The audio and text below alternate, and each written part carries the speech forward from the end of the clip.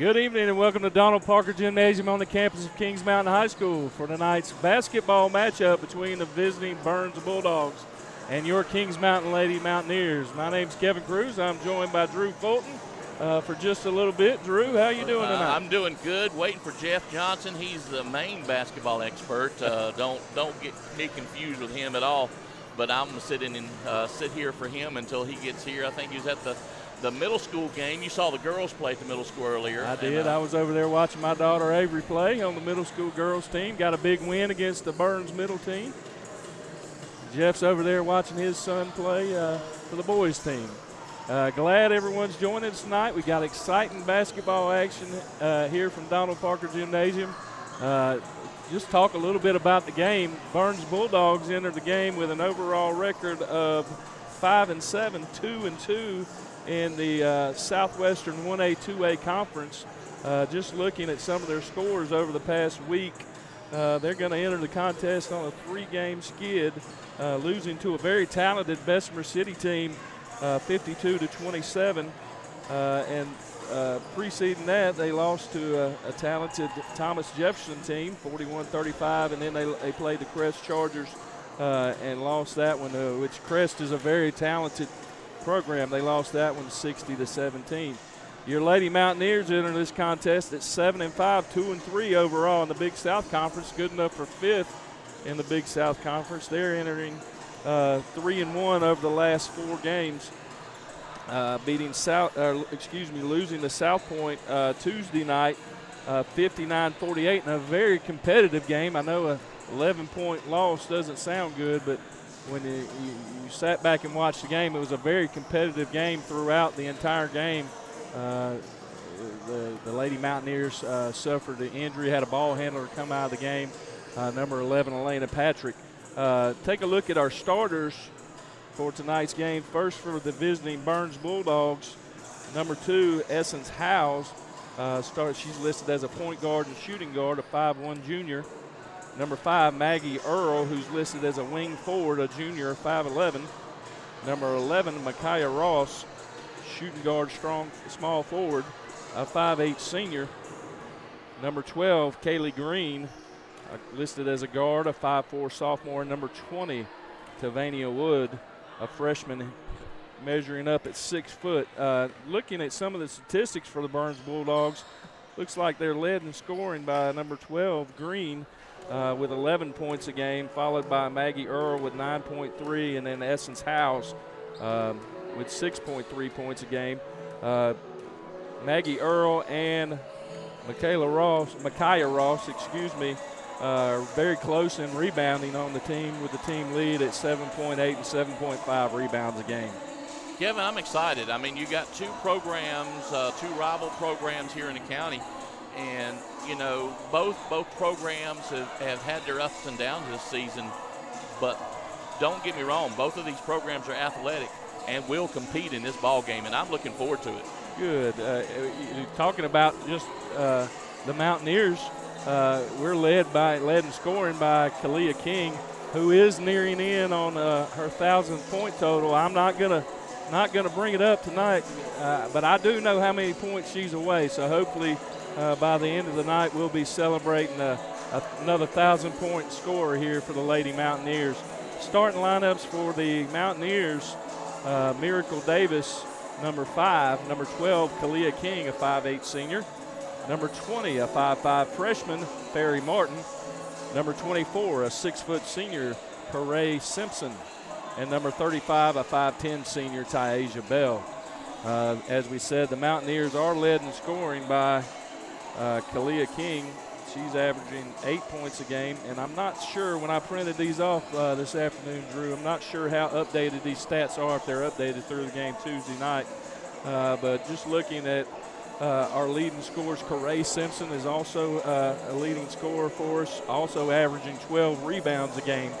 The thing I look for with the Lady Mountaineers is that they kind of go as the post players go, Drew. We've got some very tall girls who are very active on the boards. Now, saying that, you know, we like the offense to go through Tyasia Bell and Hooray Simpson with the sharp shooting of Kalia King out on the wing. So we're very excited for this game this evening. The Lady Mountaineers will be back in action tomorrow night as both the boys and the girls travel to Stuart Cramer High School for a Big South Conference matchup. As we said, the Lady Mountaineers sit 5th in the Big South Conference, but it's a very competitive conference. We're about 2 games away. I think we make the turn of the first turn, Drew, on Tuesday night when we travel up to play Crest. But our ladies, every game that I've seen here at Donald Parker Gymnasium has been competitive, Drew. Well, what I like about it is, we're just about to enter the second half of the season. We're kind of in the middle of the pack in the conference. Still got plenty of room to maneuver there. And this is a young team. I mean, you're playing a couple of sophomores. You got a couple of freshmen on the team. Just 4 seniors altogether on the team. Very young squad. And I look for this team to grow as the season gets further into it.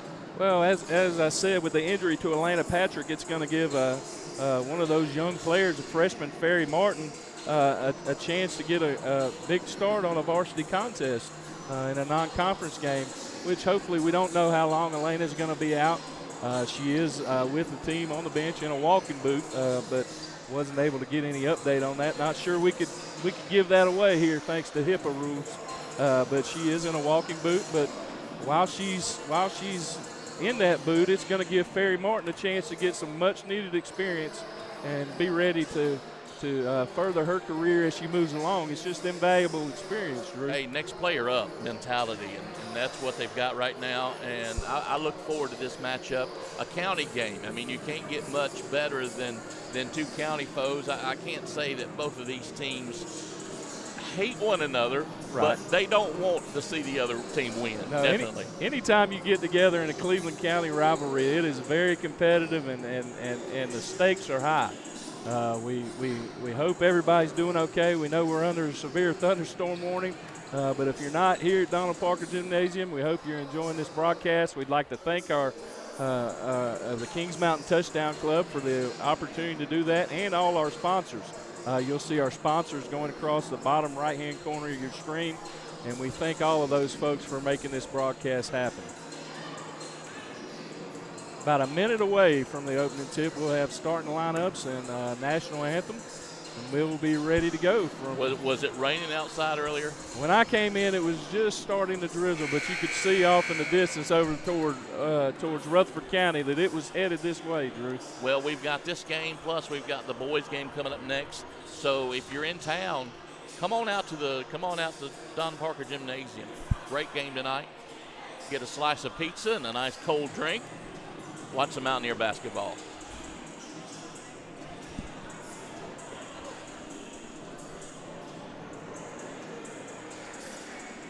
About 20 seconds away here from the opening tip, starting lineups, all that good stuff. We'll do our best to keep up with the frantic play-by-play. This is not my forte, Drew, but it's more your forte than it is mine.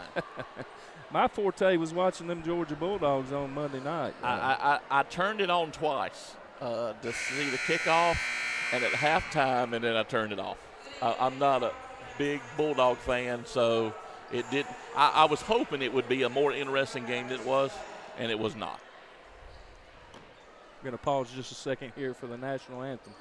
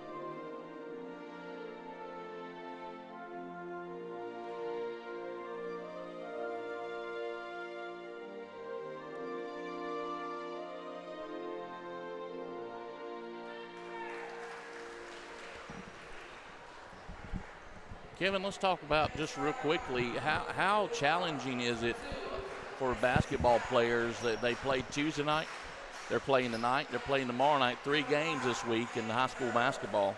Well, 3 games is tough, Drew, and we talked, I believe the last game we broadcasted was the Shelby game, and that was the second night of a back-to-back night, which the Mountaineers will be playing back-to-back, and I believe the Bulldogs are in their conference tomorrow evening as well. But it is difficult, but these are highly trained athletes, you know, and they can go back-to-back. They're a whole lot younger than me and you, Drew, and it doesn't affect them quite like it would affect us running up and down this court. Now, as a coach standpoint, you know, you've got a rivalry game tonight, but it is non-conference. Tomorrow night you have a conference game. Do you hold stuff back? I mean, do you push it to get the win? Because, you know, you have a must-win tomorrow night. Right. Well, Drew, I think that competitive nature takes over in any coach. I'd love to sit here and tell you that, no, we'd hold back a little bit, but when the juices get going and you're over there on the sideline, now this might be a game that you might work on some different things that you wouldn't normally work on and try and install some stuff that you've seen in practice and try some different plays. Especially since you're missing one of your starters. Exactly. But, you know, this is for the Lady Mountaineers. It's really probably going to be a good tune-up for them tomorrow night and get them ready to play and kind of see how everybody's fitting. Of course, you got a new substitution pattern, and you got to be ready to go.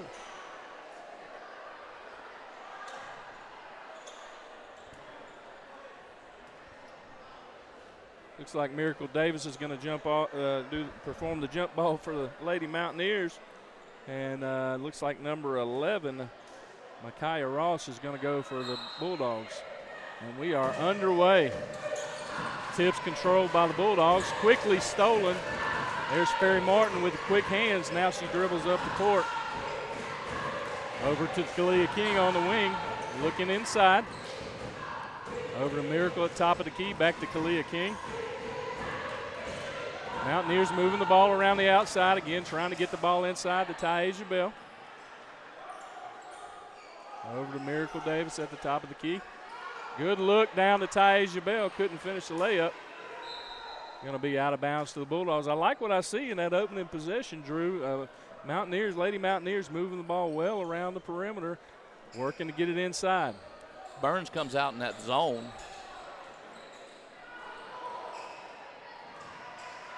Turnover by the Lady Mountaineers.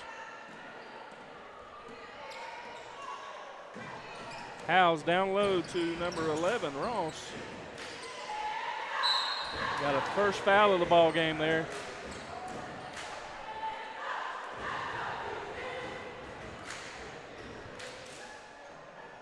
Foul's going to be charged number 23, Austin Dixon, her first, team's first.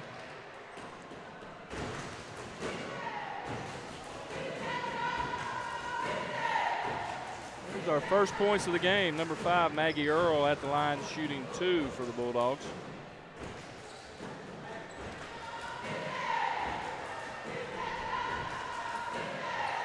Second free throw is up.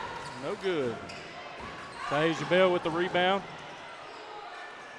Miracle Davis brings the ball off the court over to Ferry Martin, and the Mountaineers get across the timeline, across half court, and get into their offense. Shot up by Miracle Davis. Good, strong offensive board by number 23, Austin Dixon. Draws a foul, going to shoot 2. That foul's charged to number 5, Maggie Earl, her first, team's first. Austin Dixon, a multi-sport athlete, also a very talented softball player. She's committed to USC Aiken to play next year.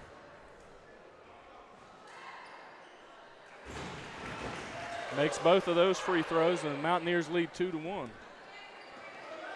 Green bringing the ball up the court. Over to Earl. Bulldogs passing around top of the key. Down low. Misses the layup. That one's going to be off the Bulldogs. Mountaineers will take over. Looks like Maggie Earl coming up limping just a little bit for Burns. Something to watch for sure. Kalia King over to Davis on the wing. Back up to the top of the key, over to Ferry Martin. Very physical defense by the Bulldogs there. Results in a turnover. And the Bulldogs take possession, trailing 2-1 with 6 minutes and 10 seconds to go in the first quarter of play. Good backcourt pressure by Ferry Martin, making it difficult on the Bulldogs to get the ball up the court. Howes over to Earl. Earl at the top of the key. Mountaineers in man-to-man defense. Works it over to the corner for a three-point basket. No good. Rebound by Earl. Howes for three, top of the key. Good strong rebound by Ferry Martin. I tell you, just in the first 2 minutes of the ball game, I've been very impressed by Ferry and how she's handled this pressure as a freshman. Down low to Taisha Bell off the feed from Austin Dixon. Good basket. Then a turnover by the Bulldogs. Lady Mountaineers take over possession, up 4-1 with 5:21 to go in the first quarter of play. Very good crowd here early this evening for the ball game. On both sides. Handoff there, get a jump ball. Ball was tied up by the Bulldogs.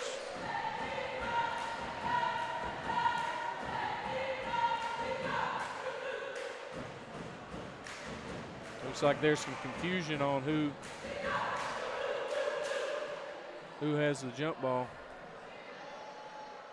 Going to be Mountaineer ball. I thought for a second he was pointing at us. I didn't think we were going to. They can't eject us this early, Drew. No. Another turnover by the Mountaineers. It's something that's plagued us as a team throughout the season, but it's part of the game. Part of how hard, I'll tell you, the women's game is really taking an upbeat tempo, and I think it's taken a little bit from the boys' game and how everybody's pressing. Everybody's trying to get the ball up the court as fast as possible. Another foul called there on the Mountaineers. I think that one's going to be charged to number 23, Austin Dixon, her first, team's second. Oh, correction, that's her second. At the line shooting two for the Bulldogs, number 5, Maggie Earl. She's really done a great job for the Bulldogs down there in the paint early. Yeah, she's had 2 strong offensive rebounds very early in the game. Something we're going to have to take a look at and work on. We want to continue to do as well as we're doing. 2 for 2 from the line for Earl. Pulls the Bulldogs within 1. Martin into the front court. Bulldogs again in that zone, 2-3 zone. Got to move the ball quickly to defeat that zone. Earl back down the court, over to number 12. Shots blocked by Ferry Martin. Heads up, Drew. Good hands by Drew over here at the announce table.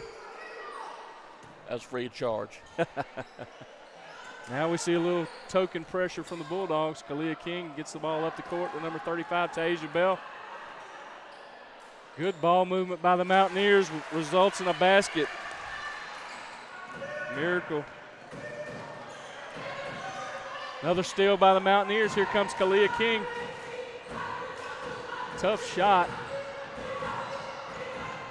Rebound, I believe, was gotten by Ferry Martin over to Miracle Davis, top of the key.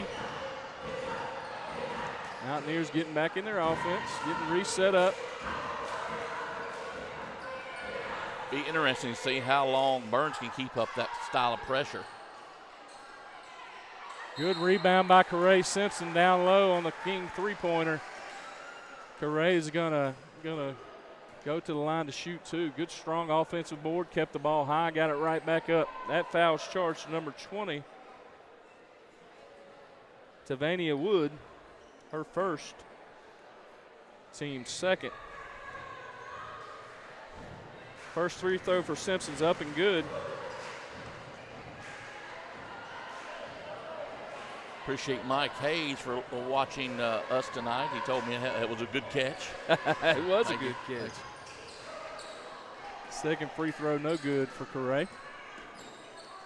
Bulldogs back into the front court, trailing 7-3, 3:45 to go in the first quarter of play.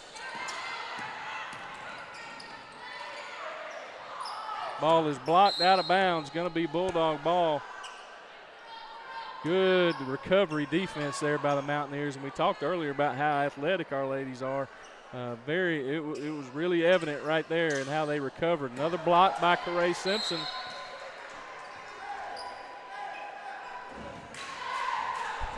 Going to be Bulldog basketball right here in front of us.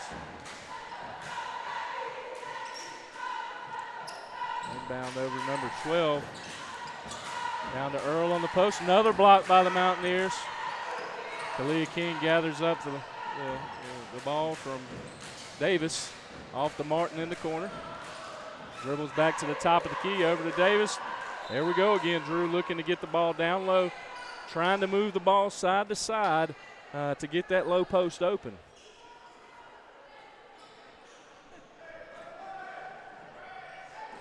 Good inbounds play there by the Mountaineers, blocked by the Bulldogs. Again, pushing the ball up the court. Maybe too fast. Bell, what a great pass from Taisha Bell to Ferry Martin. Good job by Martin there catching up with that. When you threw it, you thought it was too far. She walked it down. Mountaineer ball under their own basket. Inbounds to King. Back over to Davis. Over to Martin. Dribbled out of bounds off the by number 5 Earl there. Mountaineers will retain possession.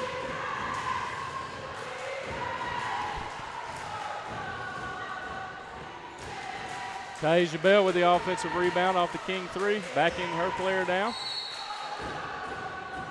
You know, Drew, I think it was getting a little physical there. I think the referee said this is a good time to get a stop in the action, maybe settle this down a little bit. Bulldog foul, was charged number 11, Micaiah Ross, her first, team's third. Both teams have played pretty physical. They both are. King for 3 on the wing, no good. Looks like entering the game for the Mountaineers is number 2, Aaliyah Miller. 3-point basket for the Bulldogs, good for number 3, Cheyenne Goodson. Correction, that's number 2, Essence House. Kalia King on the wing.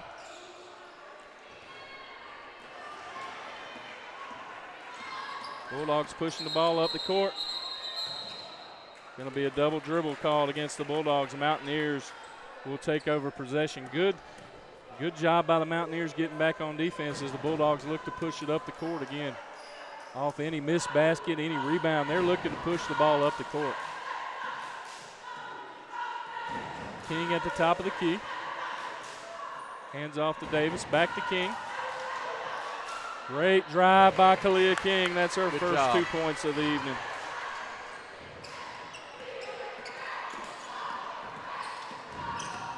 Mountaineers in man-to-man defense. Green at the top of the key for the Bulldogs.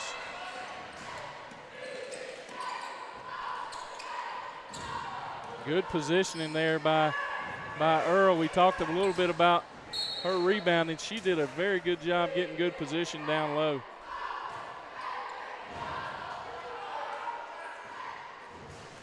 Mountaineers off the turnover. King walking the ball up across the timeline into the front court. Bulldogs still in a zone. King at the top of the key. Again, looking to drive. Foul was called before the pass, but a very nice pass there by Kalia King. It was going to be a pretty open look for Taisha Bell. Burns has done a pretty good job of trying to keep, the Mountaineers from getting under the basket.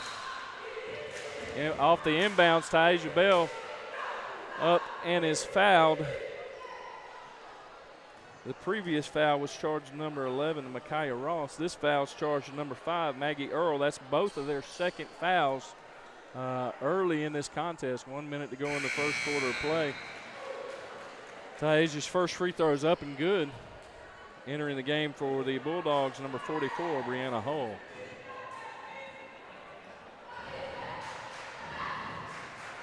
And the second free throw is up and no good. Rebound by Miracle Davis.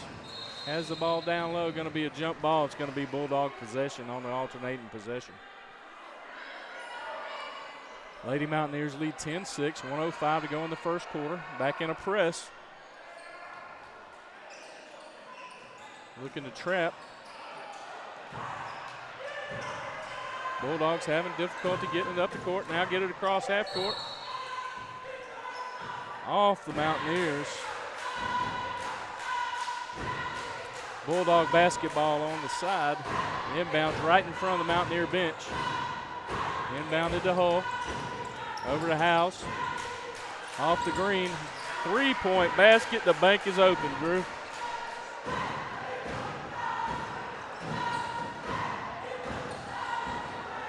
King in the corner. Over to Taisha Bell, top of the key. Taisha Bell with the jumper from the elbow. Good basket, mid-range jumper there by Taisha Bell. Again, here come the Bulldogs looking to push.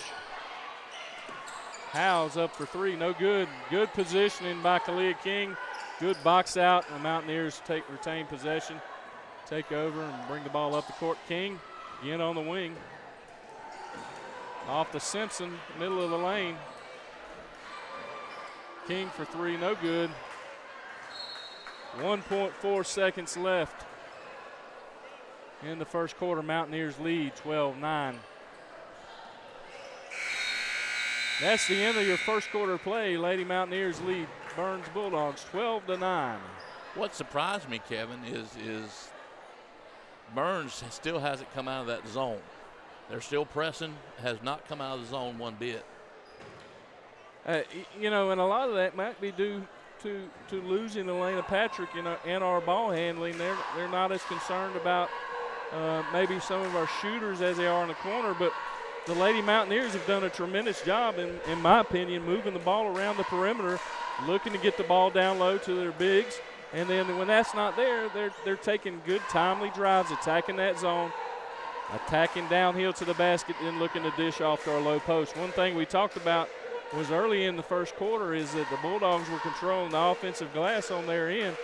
Past 4 or 5 possessions, it's been one shot for the Bulldogs. The Lady Mountaineers have made a good adjustment, taking over and trying to corral the offensive board, or the defensive board on their defensive end.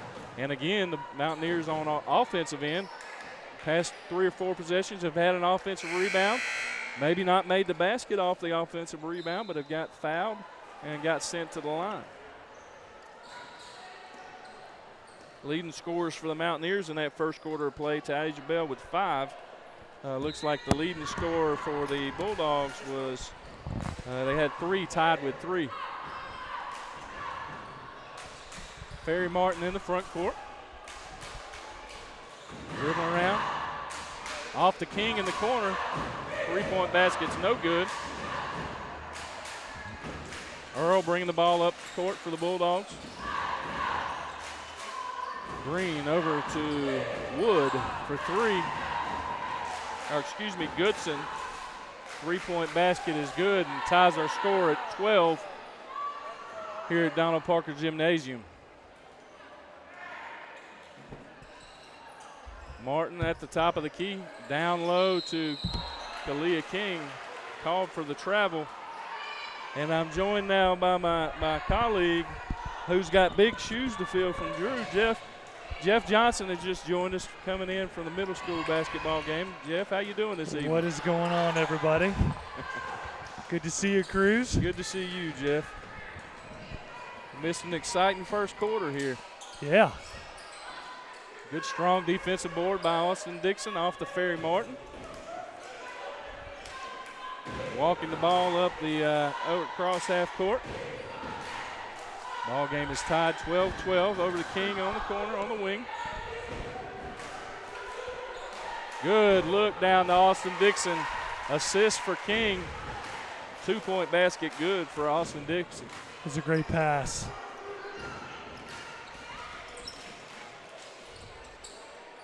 Well, she's past 2 possessions. Goodson's had 2 back-to-back threes for the Bulldogs. Martin over to King. Screen set by Dixon. King with the mid-range jumper, no good. Rebound by the Bulldogs. Again, pushing the ball up the court. Gonna get another jump ball. That's one of those situations when the smaller guard gets on the breakaway, expects a little contact, comes up a little short on that. Gotcha. Missed an opportunity there for Burns, but they got the ball on the end line.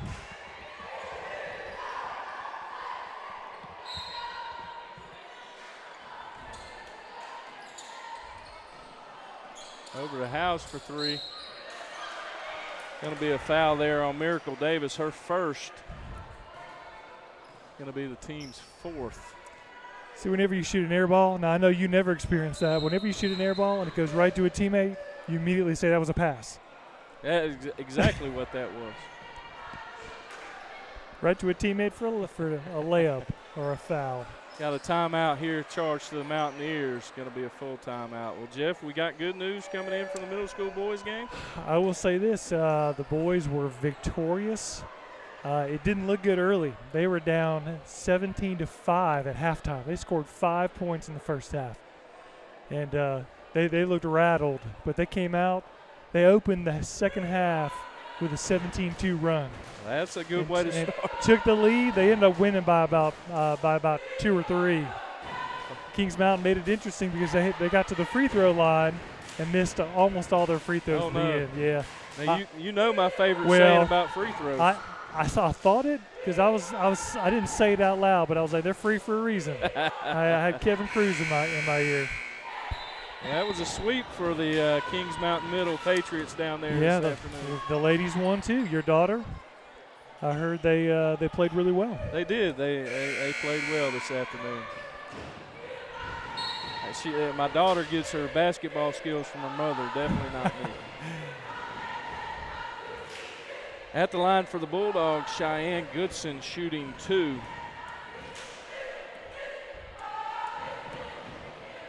First attempt is up and no good off the back iron. Bulldogs lead 15-14, 5:59 to go in the first half of play.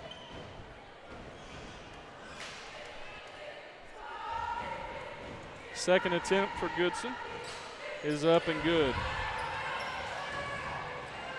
Going to get a little pressure here now from the Bulldogs.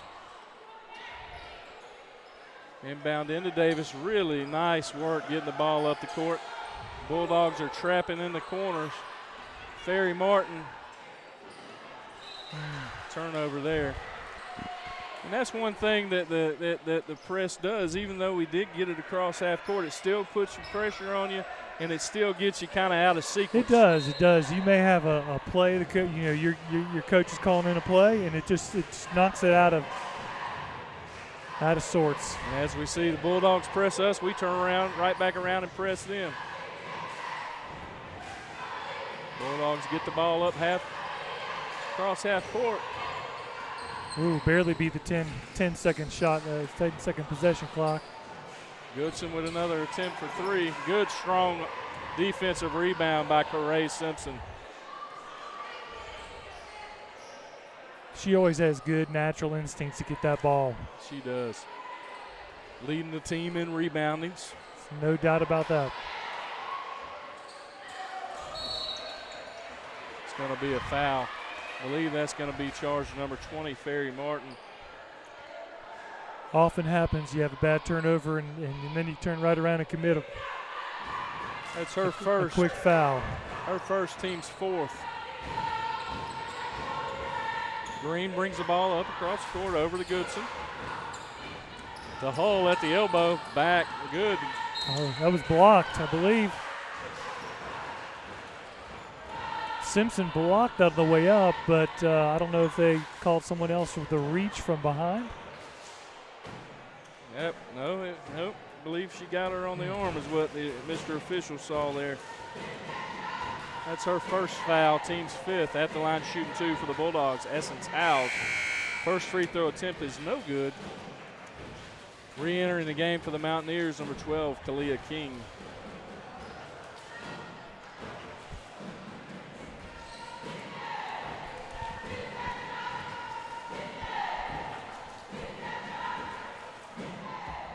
Second attempt is up, no good.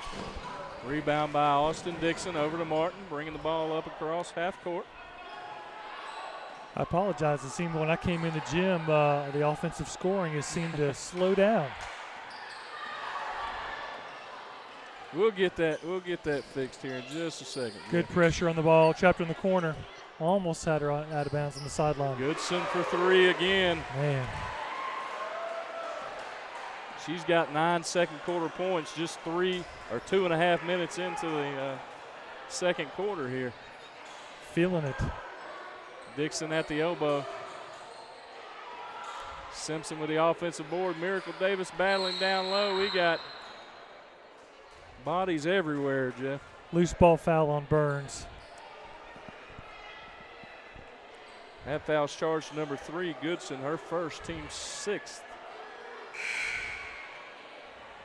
Burns currently has 16 fouls. One more foul will put Kings Mountain the bonus 1-1. Tasia Bell re-entering the game for the Mountaineers. Austin Dixon takes a seat on the bench. Jeff, we talked in the pregame.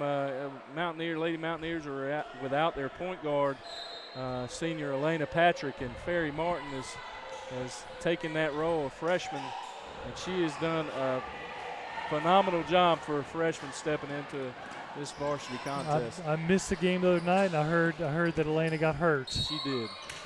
That is.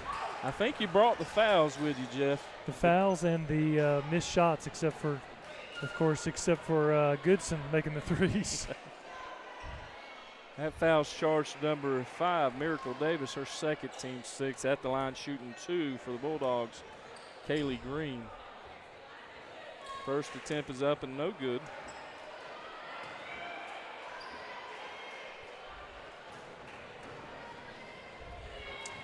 Both teams sitting at 16 fouls. Second attempt up, no good. Rebound by Tasia Bell over the Martin, and the Mountaineers bring the ball up and get into their offense. Over to King on the wing. Mid-range jumper is good. Mid-range. My favorite shot. It's a lost art today. Everybody likes to see the threes. Threes or drives, but you got to be able as a player to be able to shoot that mid-range. Wow, she was very close to having another three-pointer. Good pressure on ball by the Mountaineers. Weaving across the top of the key. Bulldogs reset their offense. Now we got a timeout, I believe, called by the Bulldogs.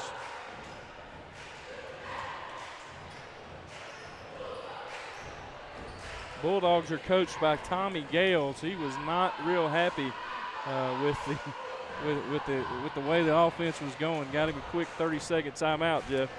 Well, Kings Mountain was really tight on that in man-to-man defense, and I think once they got that loose ball rebound, they either weren't listening to him as they tried to reset, but they were scrambling. Mountaineers trail 16-19, 3:24 to go in the first half of play. Bulldogs will inbound off the sideline right in front of the scorer's clock. Ball is in play. Green over to Goodson. Over to Earl, top of the key. Good pressure defense by Tasia Bell, trapping. We got a foul called.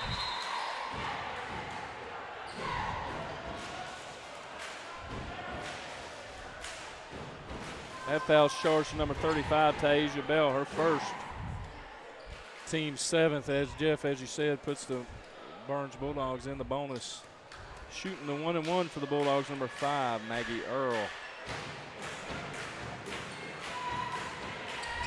Out of bounds off the Bulldogs. I believe we were fortunate to get that call. Now listen, Drew made one incredible catch on a loose ball over Okay, here. so I got to have my hands ready. You got to have your hands ready, but I'm going to talk about your bounce pass you just gave to Kalia there. I thought it was a good scooping pass. Martin over to Davis on the wing. Elbow, Taisha Bell. Good look down low. I'm not sure you witnessed it, but during the holiday tournament, I was running the scoreboard and, man, made an incredible over-the-head one-hand Odell. You are a talented athlete, yeah. Tall and goofy. I got that going for me. Inbounds into King over to Davis. Really good look there. Another foul in the backcourt. Looked like all ball, but she was called for the reach. That foul is going to be charged number 20, Ferry Martin, her second, team's 8th. Well, considering we do not have a lot of guards with Patrick's injury, it's going to be important for her not to pick up a third foul. 1 and 1 Wow. is up and no good. Burns misses another free throw.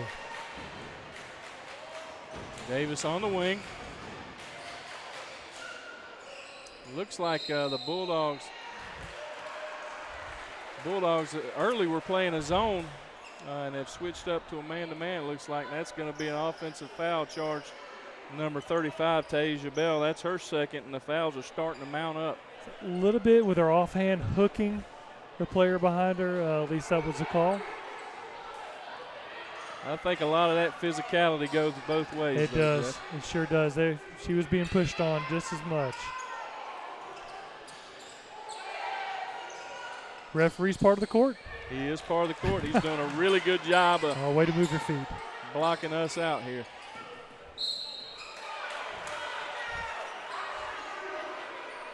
I believe that's 5 fouls called in about 45 seconds of real-time play. I would often say during the football broadcast, we wonder if these guys are working on commission. Sends the Bulldogs into the double bonus. Earl misses the first one. If my math is correct, that is 5 straight fouls on us. We're not going to jinx it the other way here. You know, the announcers are sometimes jinx She it. never misses. She never misses. Good rebound there by Martin off the Correa Simpson tip. Wow, that's about 6 free throws missed in a row, I believe. King driving the basket down low. Martin corrals the rebound. Oh, Gets the shot up and is fouled. She'll go to the line to shoot 2 for the Mountaineers. That foul's charged to number 2, Essence Howes, her first, team 7th. Martin's first There free we throw is up and good. fundamental. Second free throw is up and good. Good looking free throw shot with the southpaw. 18-19 the score. Bulldogs up by 1. Bring the ball across. Oh, Good effort there by wow. Austin Dixon. Austin was close to picking up another foul there. Her body kind of came through the lower body of Maggie Earl. Earl with the ball at the top of the key. Rebound corralled by number 20, Ferry Martin. Brings the ball back up court for the Mountaineers. King on the drive. Looks for Simpson down low. Oh, Rebound by Davis. see if they're going to call. Oh, thought they were going to call a foul on the floor. They called traveling call. Number 10, Miley Beam, enters the game for the Bulldogs. Martin will see that. Missed an opportunity early in that possession. King was over there. Good spot-up shooter. Took a little too long to get her that ball. Believe she would have had an open three. Oh, with the ball, top of the key, over to Green.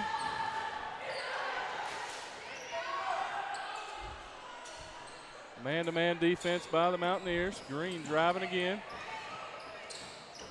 Good look down low. Good pass by her. Gets the ball over to Earl. Now they're letting them play. Letting them play a little bit. King with the ball. 48 seconds to go. Long, deep three is no good. That's going to stay with Kings Mountain. King had a good look at that. Was a good look. Davis inbound the ball down low. Pass is picked off by Earl. Oh, Basket's good by Miley Beam. that happens there where you're scrambling on defense and leave someone wide open under the basket. Dixon over to King on the wing.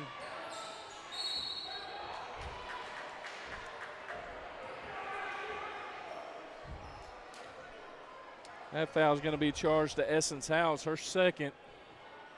Bulldogs' 8th. They're going to say she was in the act of shooting, so she gets 2 shots. Looked like she was looking to pass the ball, but I'll take it. Yeah. That's what I thought when he pointed the basket. I thought, hey, we'll take it. But perhaps your best free throw shooter on the team is at the line, so I believe she'd have made them both either way. I agree.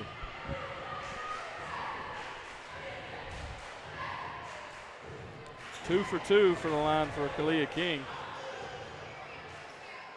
20 seconds to go in the first half of play. Bulldogs look to hold for the last shot here. Good pressure by Kalia King on the top. Ooh, believe that was a walk.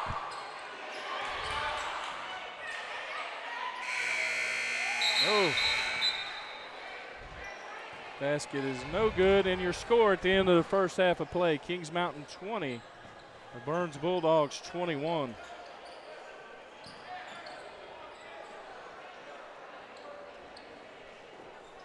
Going to take just a quick break here while the game is at halftime, and we'll be right back with you. We'll be back.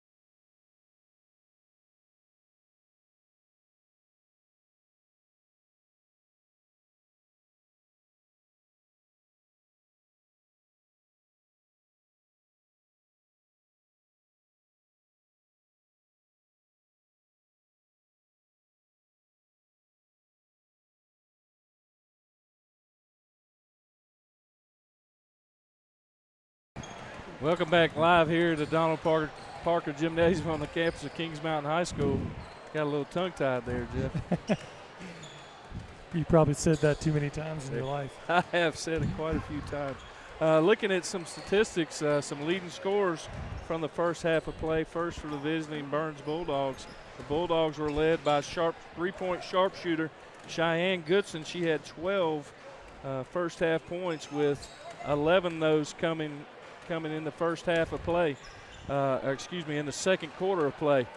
For the Mountaineers, they were led by Kalia King with 6. A very balanced scoring effort by the Lady Mountaineers. Kalia King had 6, followed by 5 for Tyasia Bell, 4 for Austin Dixon, 2 for Ferry Martin, and 1 for Corey Simpson.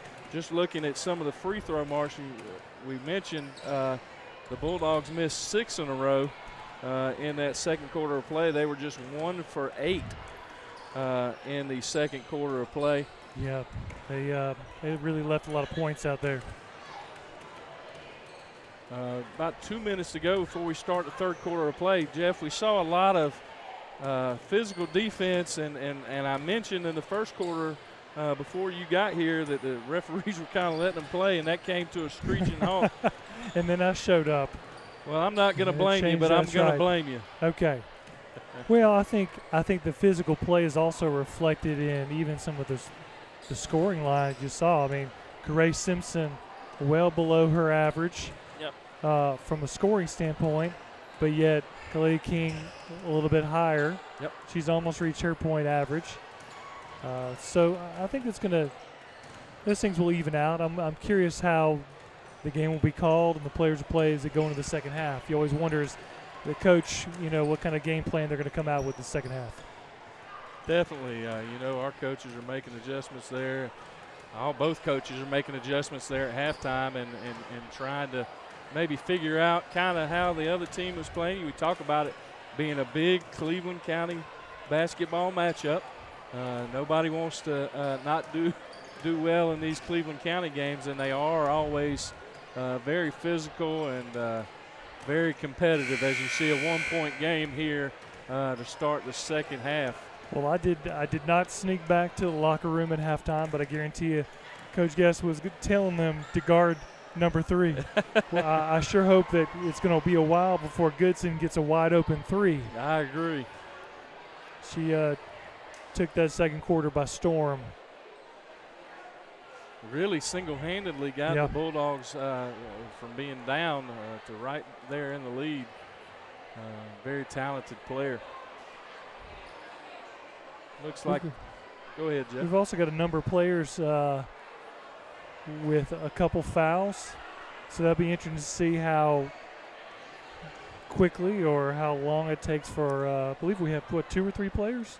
We've got Tyasia's got 3 fouls, okay. And then we've got Austin Dixon with 2 fouls, and Ferry Martin with 2, and Miracle Davis with 2 fouls. So I was going to say, we'll see how that plays in, because you can't be as aggressive.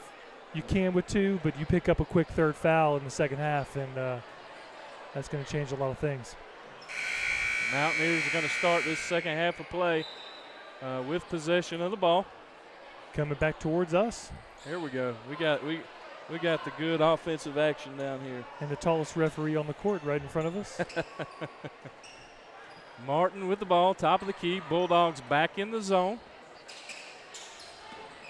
Martin, top of the key, over to King. King's three-pointer's up and good. Good rotation by Kalia there. Nothing but net, baby, as Dick Vitale says. Howes up the court for the Bulldogs, over to Green. Offensive rebound by Earl, and there's Austin's quick third foul. Yep. Just as we said, I thought in the second quarter they got a lot of offensive rebounds as well. So we're gonna have to really box out. I believe there was some talk of free throw shooting in the locker room for the Bulldogs. Believe so. First one is up and good for number 5, Maggie Earl. Second attempt is up and no good. It didn't really stick. King pushing the ball up the court. Good drive. They'll give her possession. A lot of contact, but it's one of those plays that you give them the ball out of bounds and you don't call a foul. Oh, nice Under pass. the basket. Very nice inbounds pass by Miracle Davis. Gets the ball to Bell with position. I thought she was a little too far under the basket, but she did a very good job of positioning her body and moving around so she could get the ball up and draws the foul. That foul was charged to number 20, Taviana Wood. Her second. Bell's first free throw's up and no good. Second one off the mark as well. Bulldogs again looking to push.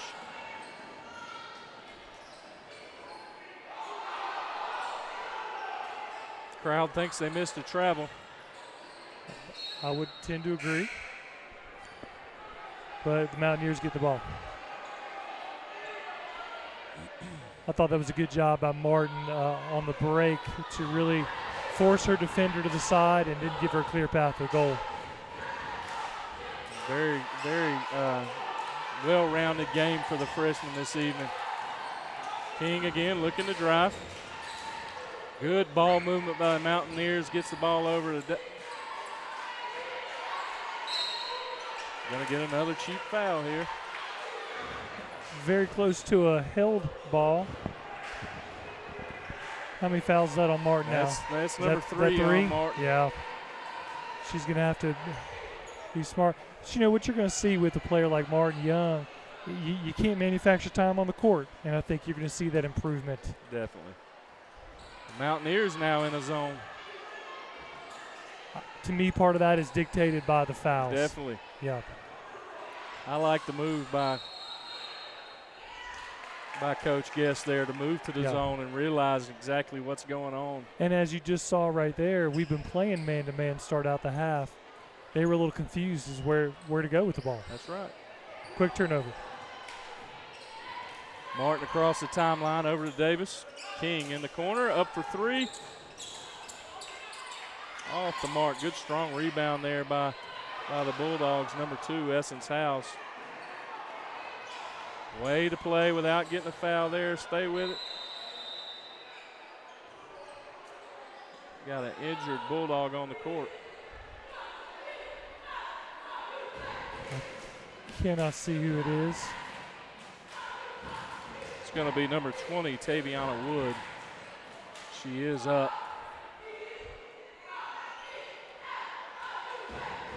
Nice round of applause from the crowd here in Donald Parker Gymnasium.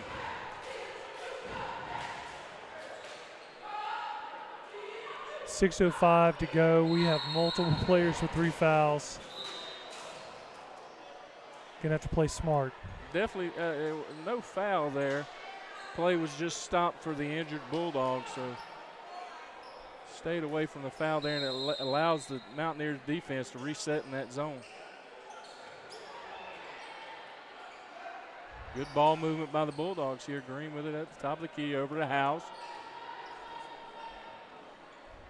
Green on the wing. Down low.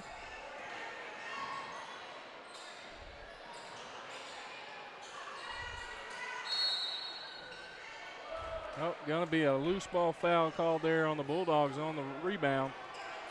Going to be charged to number 11, Akaya Ross. It's going to be her 3rd foul. It'll be interesting to watch how the Mountaineers will attack this zone.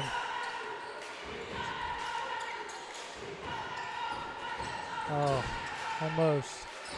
A lot of contact there. 3 quick offensive rebounds leads to a foul by Burns. Mountaineer ball. That's the 3rd on Essence House now as the Bulldogs are getting 2 players with 3 fouls. Good pass down low. Yes. Another offensive rebound. Get out of the paint. That's quite a long possession there by the Mountaineers, Jeff. Well, they're continued to be aggressive. 2 previous possessions, they've missed a couple long shots. And then the last few moments, they have been aggressive going to the basket. Sends Ferry Martin to the line to shoot 2 for the Mountaineers. First one is up and no good.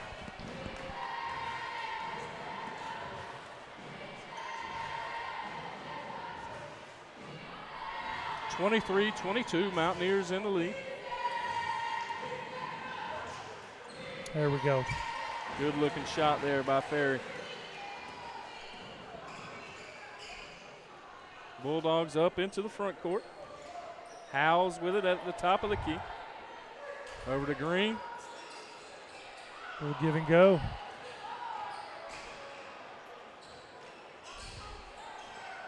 Howells again at the top of the key, resetting their offense. Again, Mountaineers in a zone. Bulldogs looking to move the ball around the perimeter. Another offensive board, blocked out of bounds by Corey Simpson. Believe that's her 4th block of the game, Jeff. She is, her wingspan is very wide, we'll just say that. Great block. Austin Dixon re-entering the game as Tyasia Bell takes a seat on the bench for the Mountaineers. Up to Green, top of the key, good drive. I believe Correa altered that shot as well. Didn't get the block, but definitely you could tell that Green was bothered by that. She was. Bulldogs now in the zone. Follows their own shot, gets the ball down low. Wow, they are letting them play. I thought there was a lot of contact down low. No foul. Ooh. Blocked out of bounds by Martin. We were both holding our breath there. I expected the hand to be raised on that on the fast break. Martin playing with 3 fouls, plays with no fear. Very aggressive. Bulldogs inbound the ball, down low to Earl, over to Howes, back to Hull. Ooh. That's going to be, thought it was going to be a backcourt violation. Got it just before the half-court line. Burns moves the ball very well. They are constantly passing and then moving without the ball. What you got to do against a zone. Oh, yeah. God, you cannot. It kind of tempts you to stand around. It does. But you've got to, because you think no one's guarding me. Yep. And then you got to keep on moving. And we talk down here on the offensive end. The Mountaineers do a very good job moving the ball around the perimeter. Flashing to the high post as Corey Simpson does a very good job catching the ball in the middle, going right up with a shot. To me, I hope my son, especially my son Joseph, has learned. I'm constantly saying you got to get to the high post. So against that zone, someone's got to get to the high post. That's right. It forces the defenders down low to come up. Correa goes 2 for 2 from the line, extends the lead 26-22 for the Mountaineers. Gotta love it. Gotta love it. Howes again with the ball at the top of the key for the Bulldogs. Good quick hands there by Martin. There's Goodson for 3. You know, I don't know if you can see that on the broadcast, folks, but that ball was banked in from straight on. It's not a shot you often shoot for. You'll take it. I guarantee you somebody somewhere said, she didn't call that. Oh, Simpson with the rebound and put back.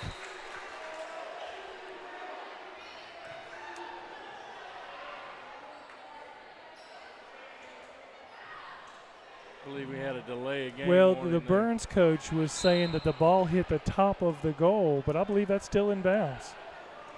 Gotcha.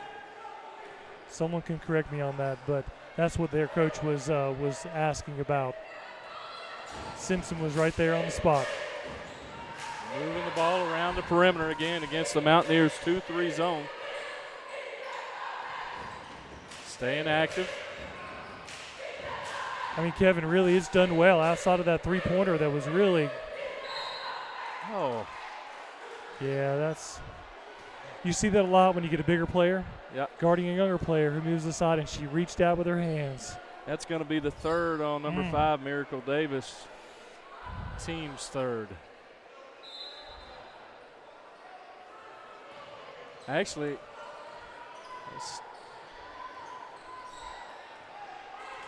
trying to figure out exactly what zone defense we're playing. It kind of looks like a 1-2-2. We are far away. Goodson over to House. Down low to Earl on the post. Back out to House. 3 seconds. 3 seconds.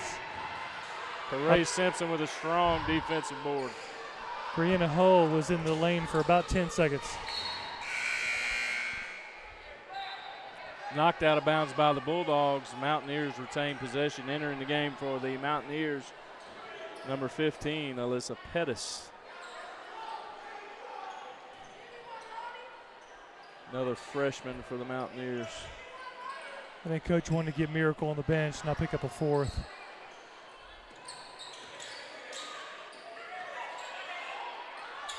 Good look down low. Gets it down low to Correa. Austin Dixon banging down low. Pettis down low. Gets the rebound and the basket. Enter the game, get 2 points. I like that. The offensive rebounds are beginning to add up for the They Mountaineers. Fast break. Very smart play by Kalia King. Didn't have the numbers. House Gets it over to Martin in the corner. Kalia King up for 3 and no good. Believe she rushed that one a little bit. But honestly, with the way we've been offensive rebounding, I'd be telling my shooters to keep shooting. Shooters got to shoot. That's right. Howes walks the ball up across half court. 1 minute to go in the third quarter play. Mountaineers lead 30-25. Goodson on the corner up to the top of the key. Over to Howes, over to Green. Back to Goodson. Another 3 for Goodson. She can shoot the ball. Pulls the Bulldogs within 2. Under a minute to play in the third quarter of play. Tipped out of bounds by the Bulldogs. Mountaineers retain possession.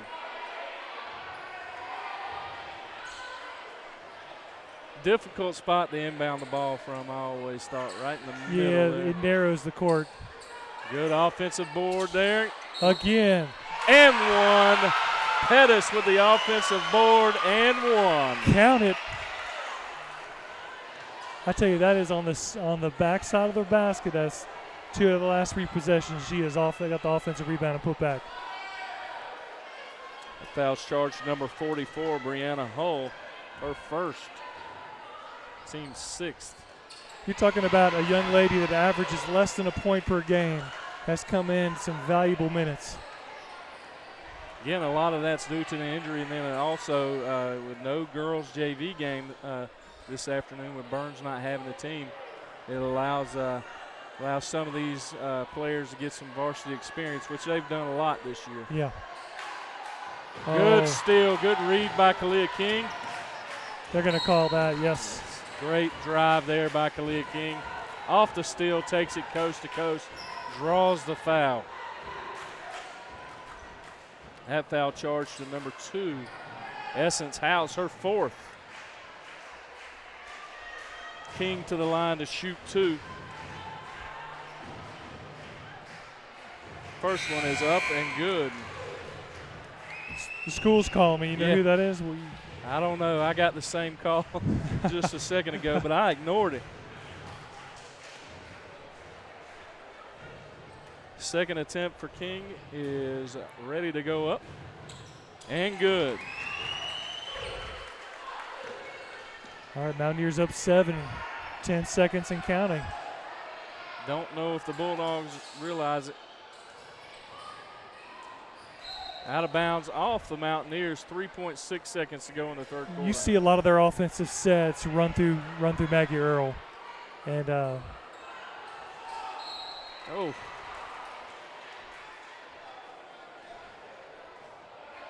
Cheapy. That foul's going to be charged to number Pettis. 15. Alyssa Pettis, her first. Team's 4th. Green at the line for the Bulldogs. First one is up and no good. Compared to the rest of the team, she's got 1 foul. She's sitting pretty. Green's second attempt up and no good. Doesn't hurt the Mountaineers there on the foul. Shot is no good even if it goes. I could be wrong, but I believe they made their first free throw and didn't make another one. There you go. Let's check. Yep. On to the fourth quarter. Exactly right. 1 for 4 in the third quarter of play.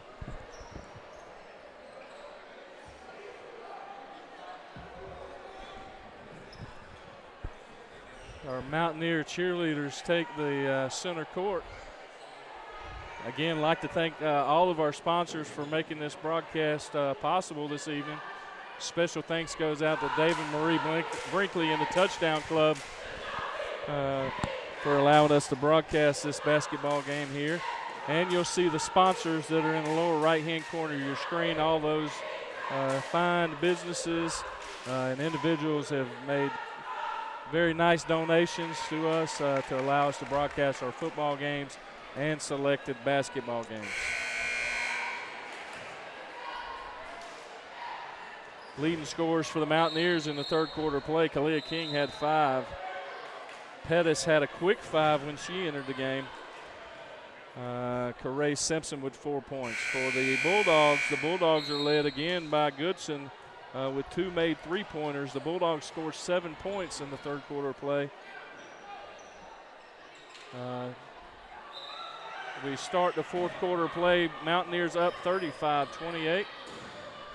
Mountaineers in a zone. Quick turnover by the Bulldogs.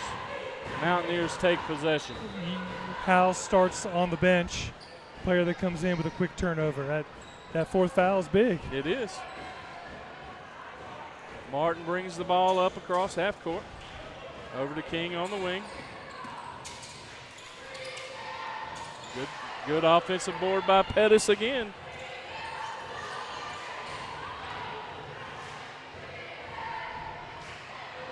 Bulldogs look to push and just can't connect.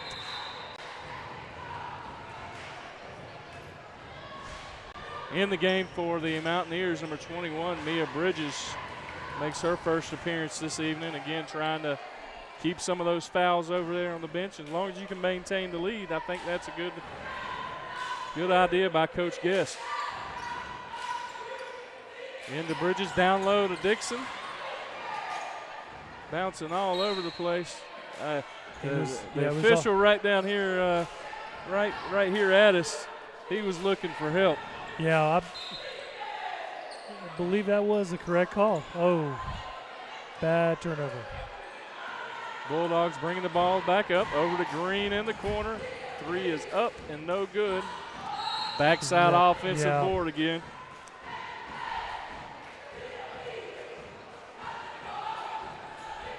I believe Kalia King got that call. That's her first. Team's 5th. Bridges with a strong defensive board down low for the Mountaineers. High post. Someone needs to go to there. You go. There we go. Good offensive board by Bridges. And again, Mountaineers bench is coming in, making an immediate impact. Love the aggressiveness on the offensive boards. That foul charge to number 20, Taviana Wood, her 3rd. Bridges to the line shooting 2 for the Mountaineers. First one is no good. 35-28, 6:50 to go in the fourth quarter. Austin Dixon with the offensive rebound. They're going to call a jump ball. And the Mountaineers will retain possession. We don't mind. We'll keep the action down here by us.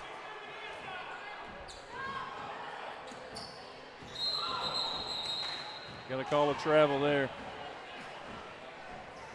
Again, our referee's doing a very good job blocking us out down there. Honestly, I think she was a little surprised she got that pass. There were 3 Burns players right around her. And before she knew it, she had the ball in her hands. Good save.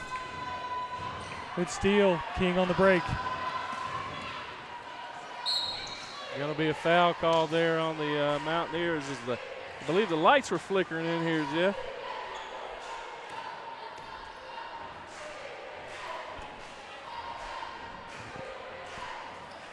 Kayla Green called for that foul. She had good position, but she followed through on that play and charged with the foul. Free throw is good. That foul was charged to number 12, Kaylee Green, her third for the Bulldogs. The Bulldogs' 9th team foul. Second free throw for Kalia King.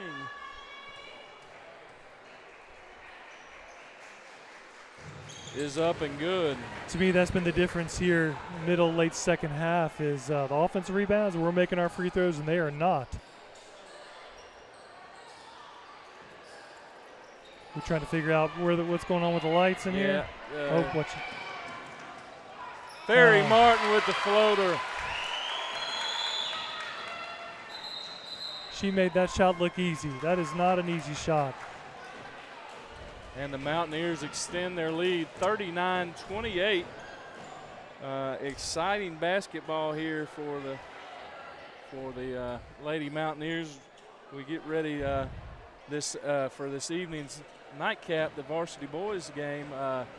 Jeff, before you got here, our junior varsity team defeated the Burns Bulldogs 75-43 in action before the ladies. Wow. It was a very impressive effort by a junior varsity team. I mean, they were up and down the court, not a lot of mistakes, not a lot of turnovers.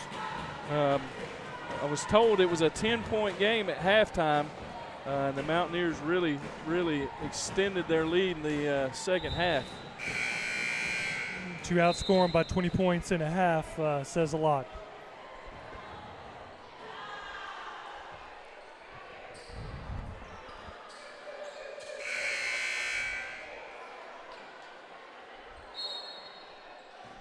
Ross will inbound for Burns. House takes it up the court. She's back on the court with 4 fouls. Howes gets the Bulldogs into their offense. Again, Mountaineers in a 2-3 zone, looks like. Howes for 3. And I tell you, the other big difference in this second half for the Mountaineers is the Bulldogs are taking a shot and only getting one look at it, Jeff. We're doing a very good job on the boards. That's a good assessment, and it's really making a difference. I think it hurt Burns when House picked up that 4th. We really extended that lead, and Coach had to get her in. Definitely. 2-3 zone. Good anticipation by King. Layup is up and good for Kalia King. Scorer's going to score, and she has really done that in the second half. 41-28.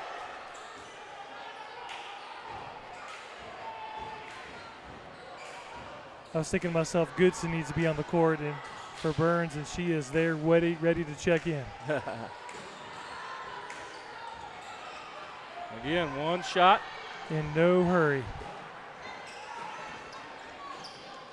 Martin over to King, tries to get the ball down low to Taisha Bell. Eventually does. Good, strong move by Taisha Bell. Good footwork. Good shot. One shot, board by the Mountaineers, and up we come again. 43-28.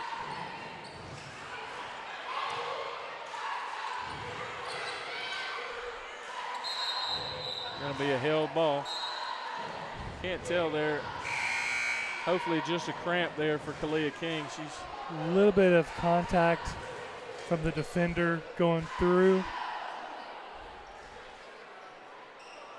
Just looked awkward on that.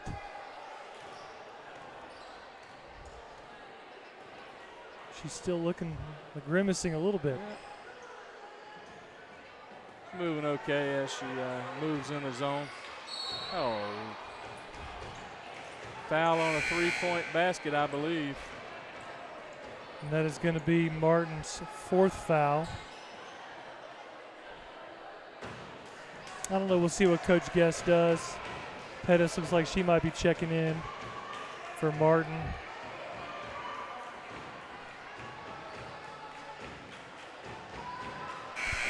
That Goodson at the line shooting 3. Yep.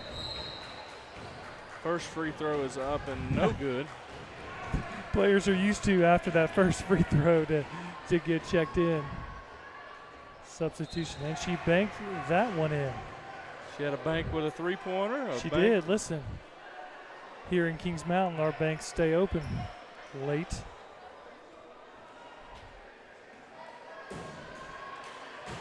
Third attempt for Goodson. 2 out of 3 for Goodson. Pulls the Bulldogs within 13, 43-30. 4 minutes to go in the ball game here. Again, no hurry there for the Mountaineers. Tough entry pass to Taisha Bell, high post, mid-range jumper for King. Simpson with a good positioning, up and draws the foul. I've always said it, good rebounders always seem to know where to be. They just have a knack to get that loose ball, and Simpson, team's leading rebounder, averaging a double-double.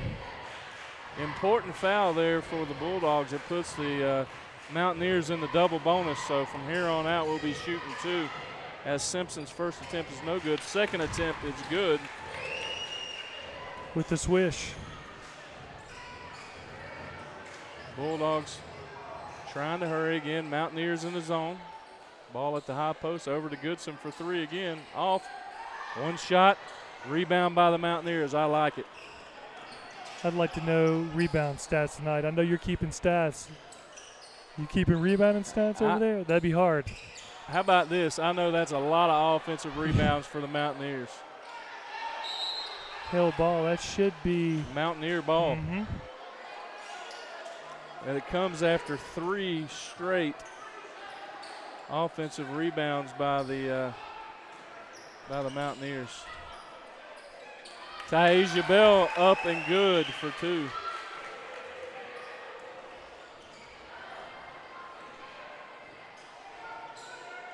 Howes with the ball top of the key. Earl over to Howes for 3. No good. Ball was halfway down.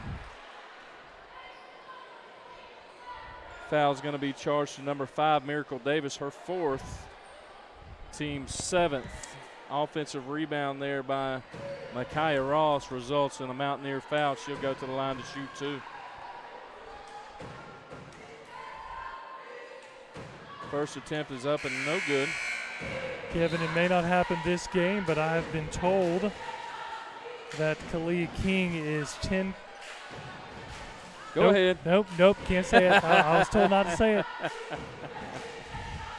Kalia King has got a lot of points this half. We'll just say that. She does. We talked about it in the pregame, and I'm too superstitious, Jeff. You see me on the sidelines and some of my quirky superstitions. You are superstitious. And I'm probably the exact opposite. I'm not a name it, claim it kind of guy, but sometimes I feel like you can speak things into existence. You think you can speak things out of existence. That's that works exactly too. Right. That's good. But Kalia is 10 points away from her 1,000 points. And if knocking on wood, hopefully tonight, and if not tonight, hopefully tomorrow at Stuart Kramer. Well, there's going to be a couple factors. If we'll see how many fouls they want to extend this game. Yep. And it might put her at the line, but chances are at least by the next game. Definitely. Kalia King should be a 1,000-point scorer, and that is tremendous honor for any basketball player. A 4-year starter for the Mountaineers. She has seen some good basketball here, and we've seen some good basketball out of her.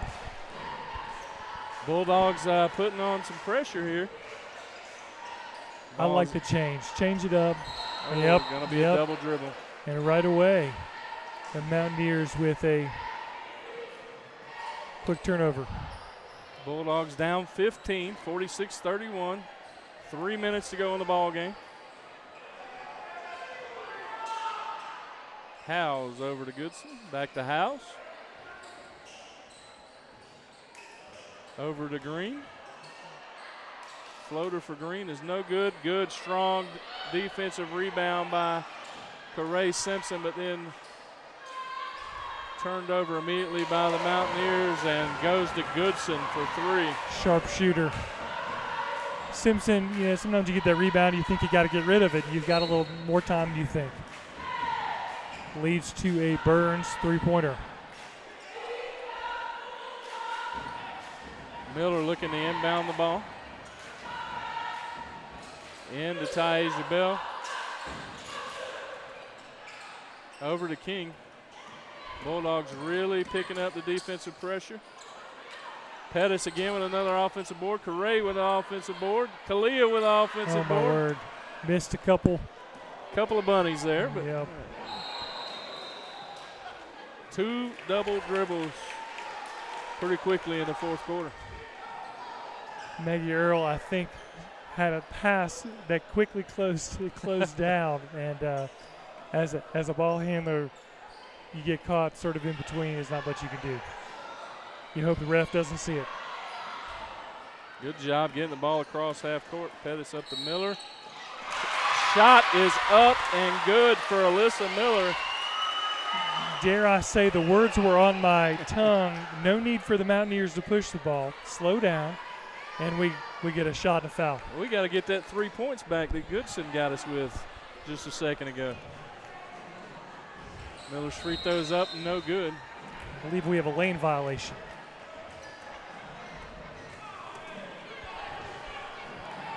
Burns was a little eager to get in rebounded position. Second free throw's up and no good. Held ball, believe it should be Burns. Burns basketball. 1:55 to go in the game. Mountaineers lead 48-34. Howes with the ball, advances across half court, top of the key. Takes the wide open three.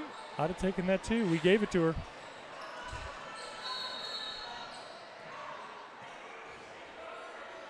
I believe Earl's going to get called for that. Offensive foul. A little too aggressive getting position in the paint. It's going to be her fourth. Again, 10th team foul for the Bulldogs. Kalia King pushes the ball coast to coast for two. I believe she's done that in practice a lot of times because she looked just at ease with a shot that is more difficult than it looked. Definitely. Taking the ball at a high rate of speed, coming down, laying the ball in for Kalia King. Going to be a 30-second timeout here charged to the Mountaineers.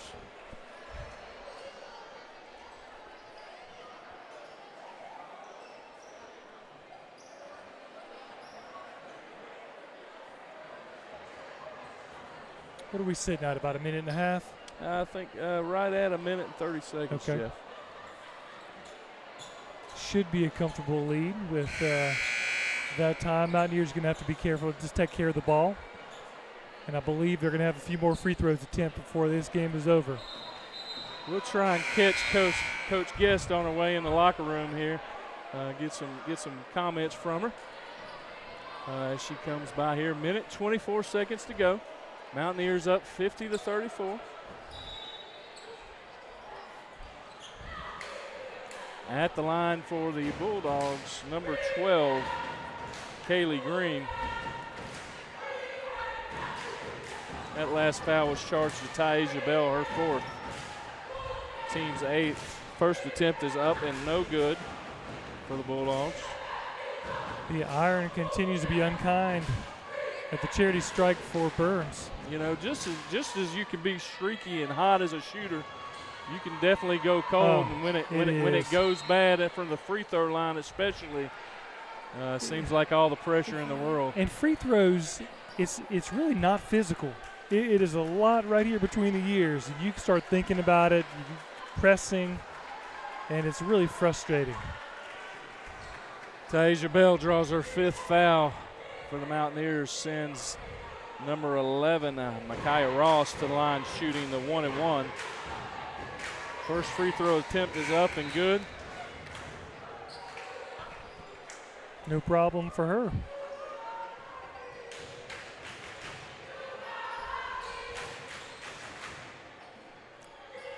Second half of the bonus. Up and good.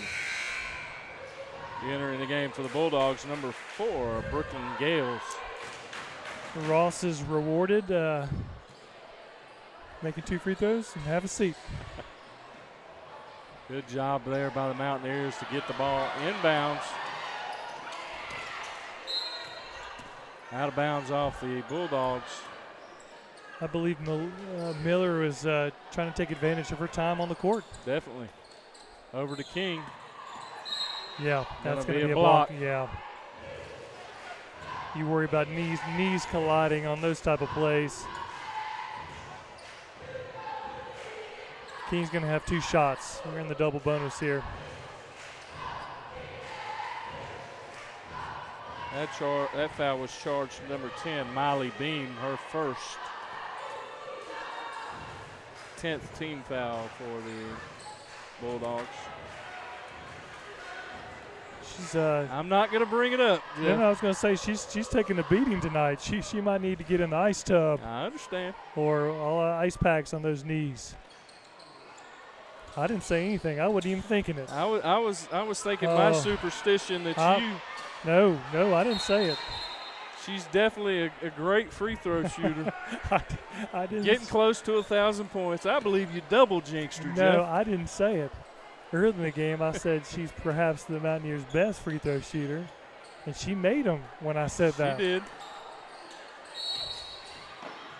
Gonna send her right back to the line. That's one of those plays that I think early in the game they're not going to call, but at this point they know that Burns is trying to foul. That foul. I'm not even going to look. Don't look. I'll let you know. First See, one's she up and good. Swished it. You're not allowed to Nope. look anymore, Jeff. Nope.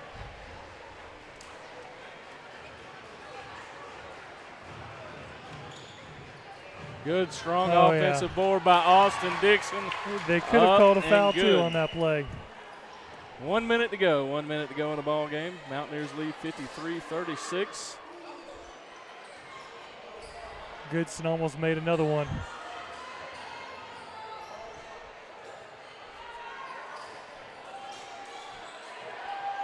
Goodson over in the on the wing. The time is going to be their enemy here.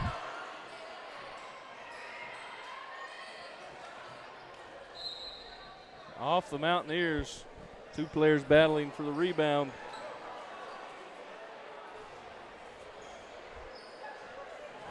Ball's inbounded to Green for 3, no good.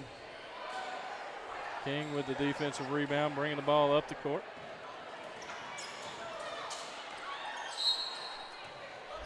Gonna send her to the line to shoot 2 more. Listen, forget what I would do as a coach. I'd say hold the ball, and we are still going at it. Once again, Kalia King is a little gimpy walking back onto the court.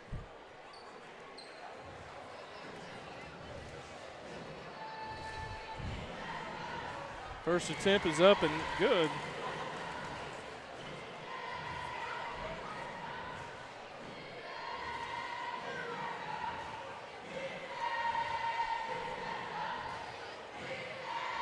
Second attempt good for the Mountaineers.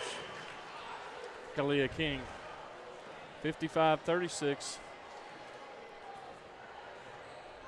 A strong second half of the Mountaineers. Definitely.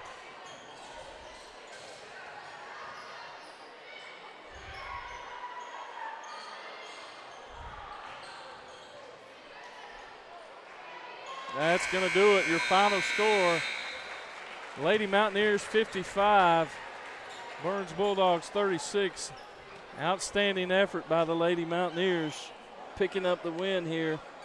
A big win. I thought the hustle on the offensive boards, the free throw shooting really made a big difference here. I guess we're going to try to get Coach Guest. I think she's headed the other way. I might grab my friend Officer Mako to go grab Coach Guest for me and ask her to come over here and get a quick interview with us. If you wouldn't mind going to grab Coach Guest. I think she went down there to the far end. We'll take just a quick break as we try and transition over to the boys game and get all our stuff out here. If Coach Guest shows up, we'll get her right on the air.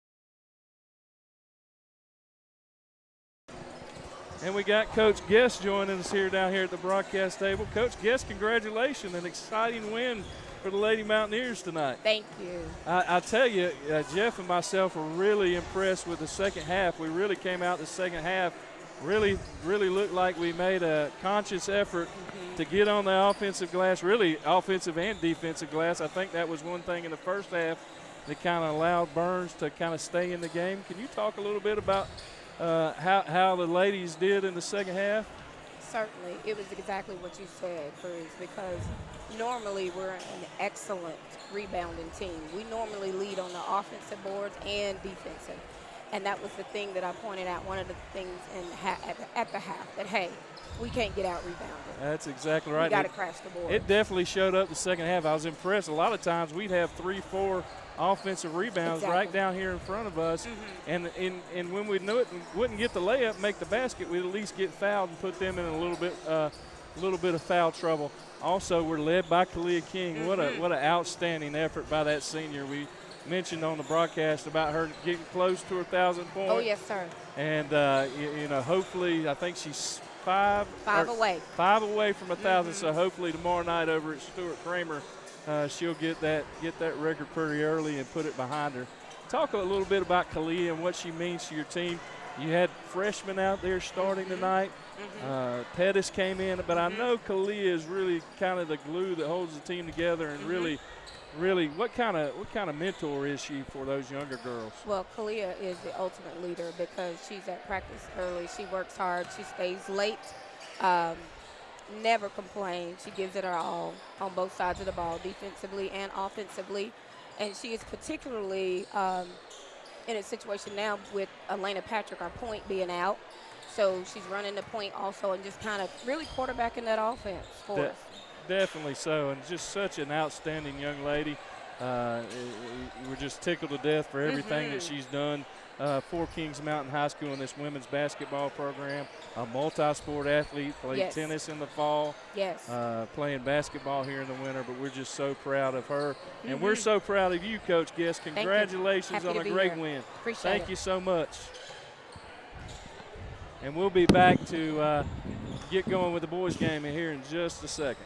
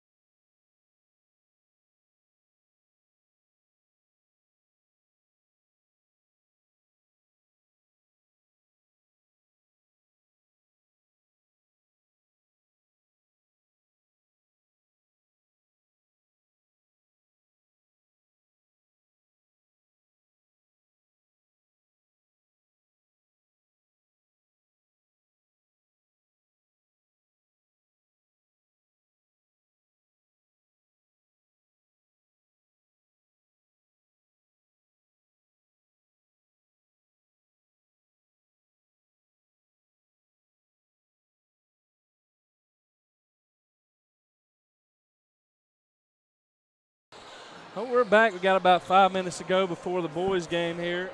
Take a look at our matchup this evening. The Burns Bulldogs enter the contest this evening with a 6-6 record, 3-1, and a very tough 1A, 2A Southwestern Conference. Just a look at some of the games the Bulldogs have played recently. Again, suffering their first defeat in conference Tuesday night, losing to a talented Bessemer City squad, 80-59. That is nothing to shake your head at. Bessemer City was in the 1A state championship game last year, and I think they returned all 5 starters. The Bulldogs previously before that did defeat Thomas Jefferson 64-33, and then a highly contested contest, a Cleveland County contest against the Crest Chargers. The Bulldogs bowed out 59-49. I believe it was a much closer game than that score indicates. But again, Burns sitting right near the top of the class in their conference game, entering the game with a 6-6 mark. They're led in scoring, very, very close in their scoring. They're led, looks like, by number 4, Lamont Wilson. He's averaging 14 points. I'm sorry. Number 5. Thompson. We missed one. Thompson's averaging 14.7 points a game. Wilson closely thereafter, 10.7. And then Wallace has 13.4 points. But very close. They've got 4 scorers that are in double figures. A lot of balanced scoring there for the Bulldogs. Looking at our Kings Mountain Mountaineers, they entered the contest at 8-4, 5-0 overall in the Big South Conference, a tie for first with the Crest Chargers. We got a date with them next Tuesday. First, we got the Bulldogs from Burns. The Mountaineers entered the contest on a 2-game winning streak Tuesday night. Defeated a very tough South Point team, 66-62. And then before that, last Friday, defeating the Forest View Jaguars 66-54. Again, the Mountaineers are in first place, tied for first place in the Big South Conference, but we dealt with a little adversity Tuesday evening as a lot like the women's team. Priest Wilson went down after going up for a dunk, injured his arm, and will not be playing tonight. Thoughts and prayers go out to Priest Wilson, and just a talented young man, a fine young man, somebody that was having an energetic first half. Just hate to see those type of injuries. I think the sickness bugs also hit us a little bit this week. We may be without another one of our players this evening. Not sure on how that's going to affect the Mountaineers. Well, as we saw with the ladies, other players got to step up. Exactly. When certain players go down, and no doubt you mentioned the injury of Wilson. It's hard to replace 5 points, 5 rebounds, and minutes on the floor. But you've got an opportunity for other players. And it's the little things that Priest would do. He was very energetic, getting an offensive rebound, getting a defensive rebound, taking a charge. Absolutely. He was certainly aggressive on both ends.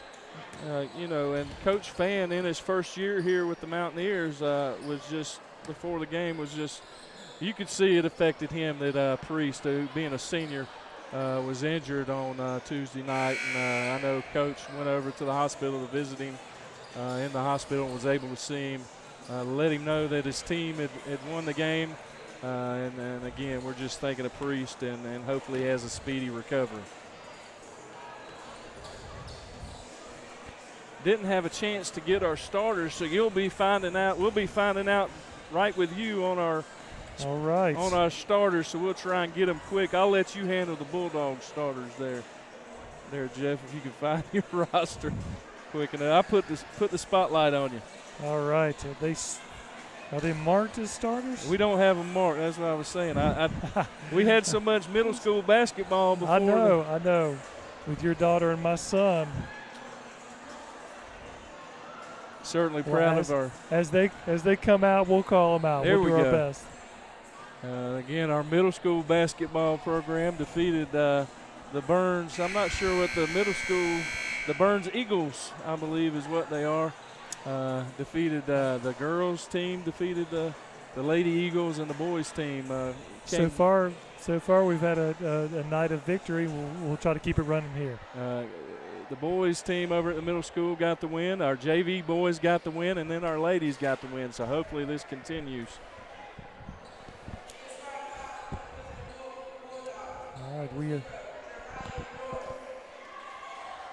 All right, Jeremiah Norris, guard.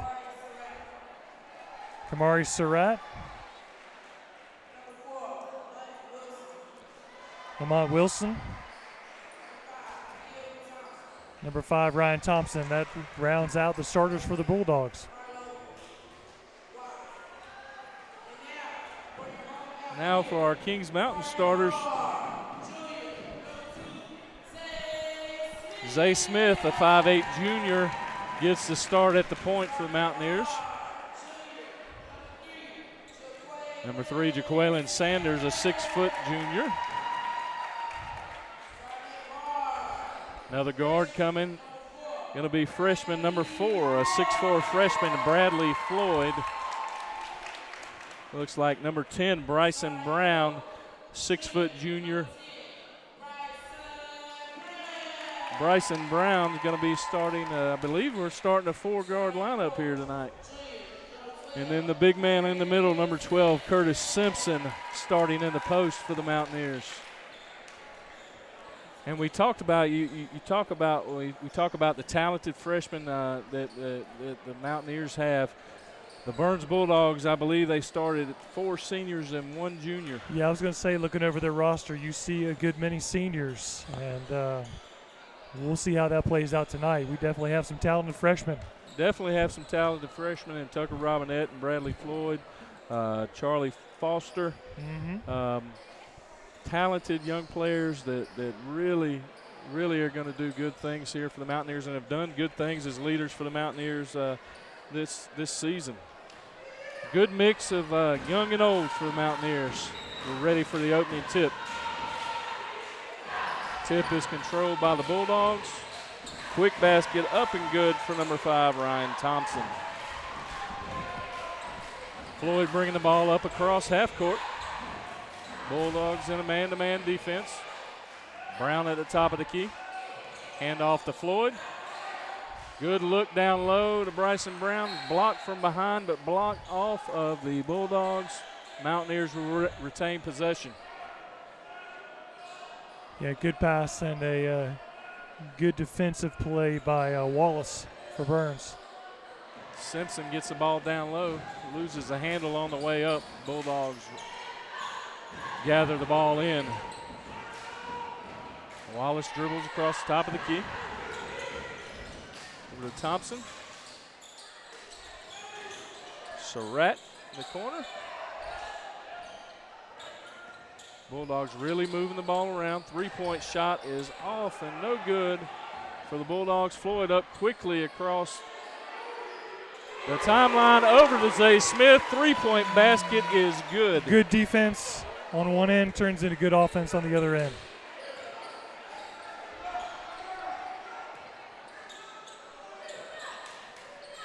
I love Zay's energy. You see it on the football field, and no doubt translates here as well in the basketball court. Definitely. Man-to-man defense also by the Mountaineers.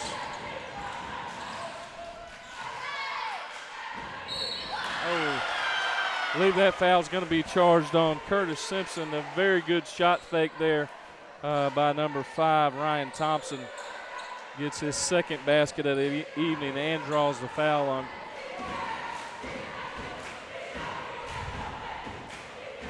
Actually, that foul's charged of number 4, Bradley Floyd. His first, team's first. Basket was no good. Floyd up across half court over to Zay Smith, top of the key. Mountaineers getting into their offense. Over to Sanders. Floyd post up down low. Good strong move there by the freshman. That was good recognition by Quay. Definitely a mismatch. He had 2 guards guarding him down there, and Bradley is a we'll say he's big for playing guard. He's 6'4" and every bit of it. And really, he can play 1 through 5 at a high school court. Talented young man, and you can tell he's definitely worked on his craft. Nice. Good ball movement there by the Bulldogs. Gets the ball, the basket to go down for Ryan Thompson. 6'5", 5:45 to go, first quarter of play. Zay Smith, ball at the top of the key on the wing. Over to Simpson. Down low to Brown. Good, smart ball movement by the Mountaineers leads to a foul for the Bulldogs. Yeah, Bryson doing a good job, as you see there in the early action, moving without the ball. He's gotten a few dishes down low.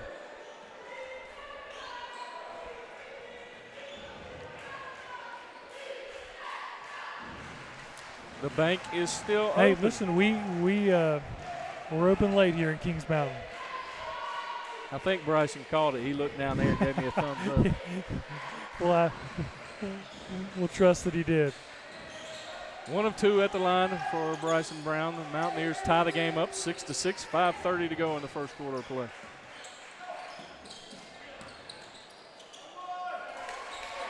Thompson again for the Bulldogs. Again, I'm very impressed by the ball movement of the Bulldogs.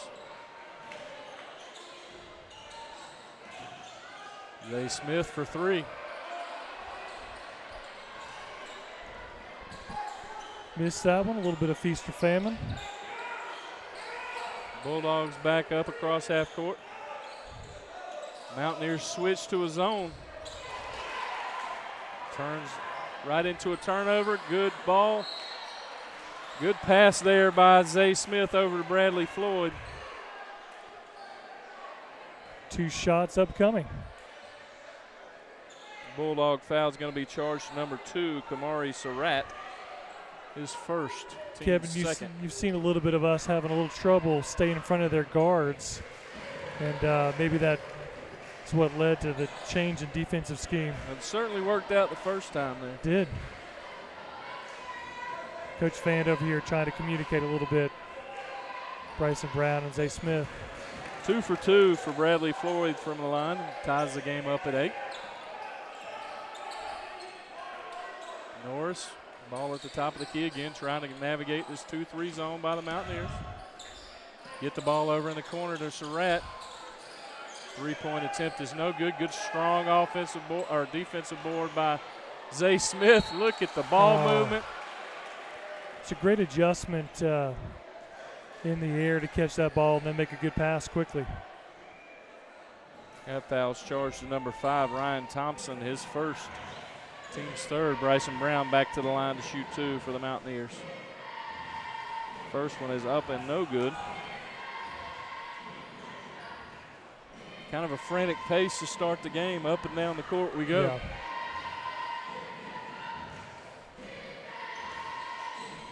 Good board there by Curtis Simpson.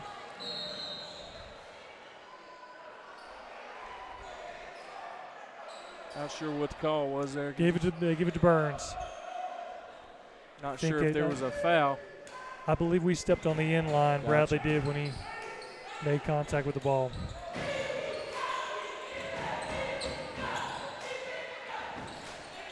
Another turnover. Another turnover.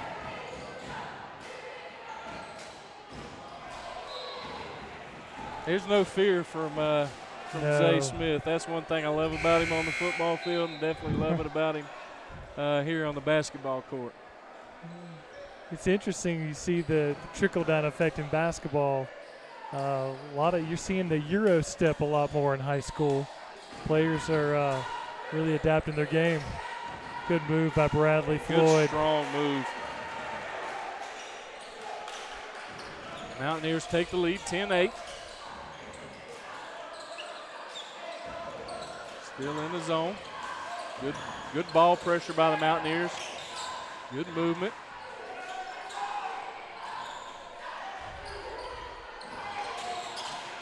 Good rebound by Quay Sanders off the Floyd. Back to Sanders. Love the give and go right there. That's beautiful basketball. Sanders gets the rebound, pushes it out on the break, and he is rewarded back with a pass and a layup. Quick 6-point spurt there by the Mountaineers to take the lead 12-8, and gets a quick timeout from the Bulldogs. Kevin, you've seen what opposing coaches are figuring out is a matchup problem with Bradley Floyd. You put a bigger player on him, and he's got the quicks to go around him. But you put a smaller player on him, and they make adjustments. He'll hurt you in the post. We'll see if Burns has an answer for him.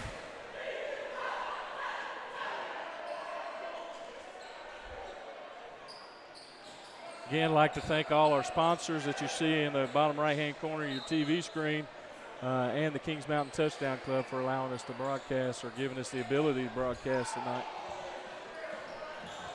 A little pressure here by the Mountaineers. Wow. Not quite sure how we see that from behind them. Well, the guy that was 2 feet away, that's to me his call, but I thought Bryson, did they give it to Bryson? I thought he was as still as possible. I did too. Bryson Brown with his first foul sends Jeremiah Norris to the line for the Bulldogs. First attempt is up and no good. I can hear my son saying right now, the ball does not lie.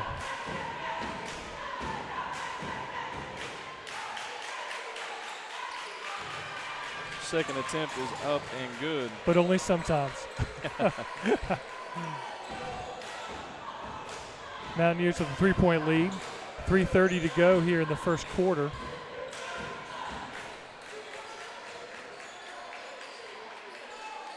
Ray Smith looking to find somebody. Ball with the top of the key off to Floyd, back to Zay at the top of the key.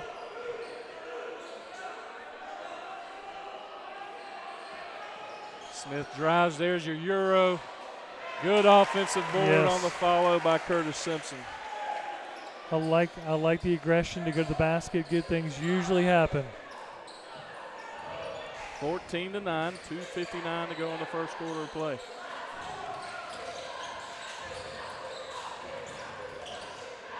We talk about playing this zone defense, but it is an active zone defense. Oh, yeah. Great job there by the Mountaineers. Yeah, that's a good call. We about had Lamont Wilson sitting in my lap, but we'll keep it right there. That's fine. Puddle of water is better here than on the floor for these players. Looks like the foul was charged to number 2, Zay Smith.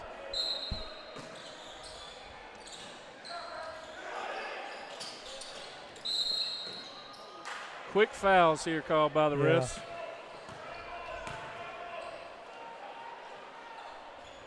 Fouls charged to number 3, Jaqueline Sanders, his first, team's fourth.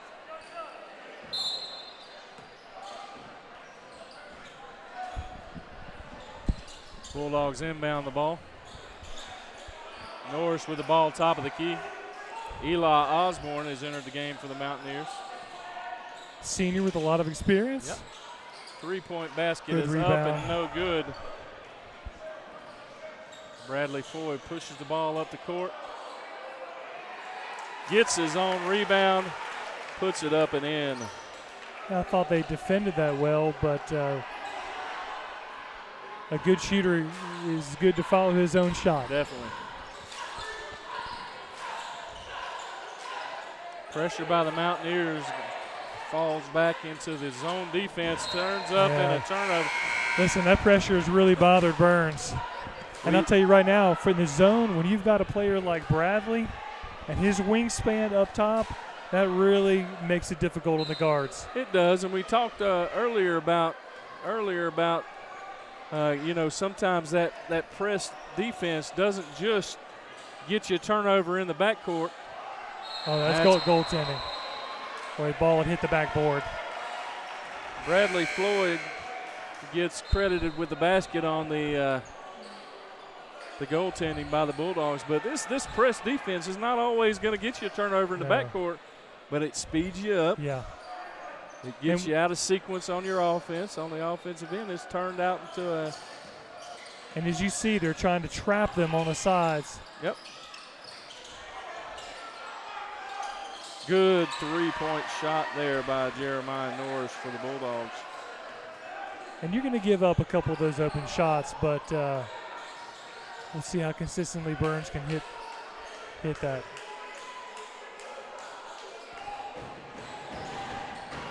Tucker Robinette enters the game for the Bulldogs. Over to Osborne.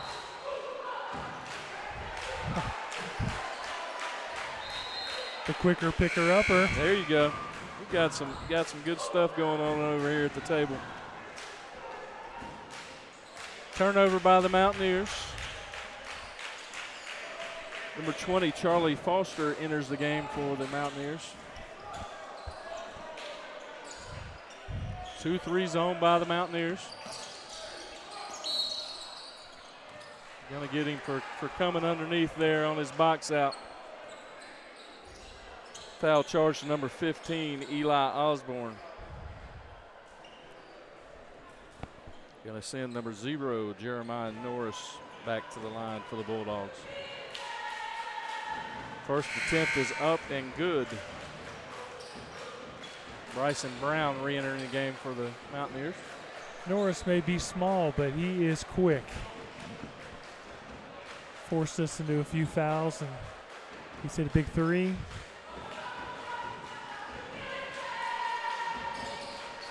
Second attempt is good for the Bulldogs. Norris.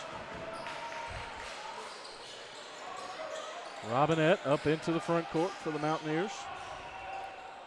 Over to Osborne on the wing. Down low to Foster. Yeah. Going to be a travel called there on Charlie. Just a little hesitation when the defender stepped over and caught with the steps.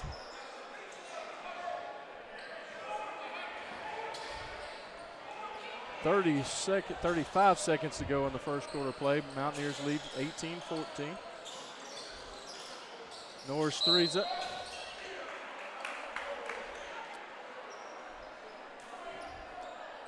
I'm just going to Yep. foul charge number 20, Charlie Foster. Took the high road. I like that, my friend. Getting wise in my old age. You've got players both being physical for position and end up calling a. That's a second foul on Bradley Floyd on a three-point shot. Shooting three.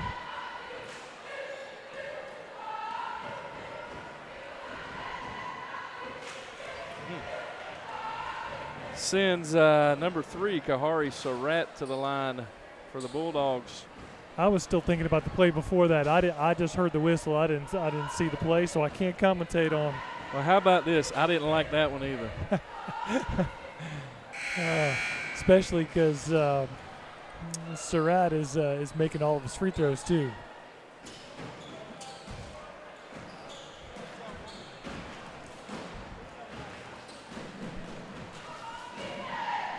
Surratt's third free throw is up and good. And just like that, we got a 1-point ball game. Yeah. Burns making a little run here to pull back almost even. Robinette with the ball at the top of the key. Coach Fan signaling in his offense. Thank you. I think we got dueling officials here. Well, what I was going to say is early on, I believe the foul differential was 3 for them and 1 for us. And up until that point, we had been called for 6 straight fouls. Bryson inbounds the ball to Tucker. Most likely going to hold for 1 shot here.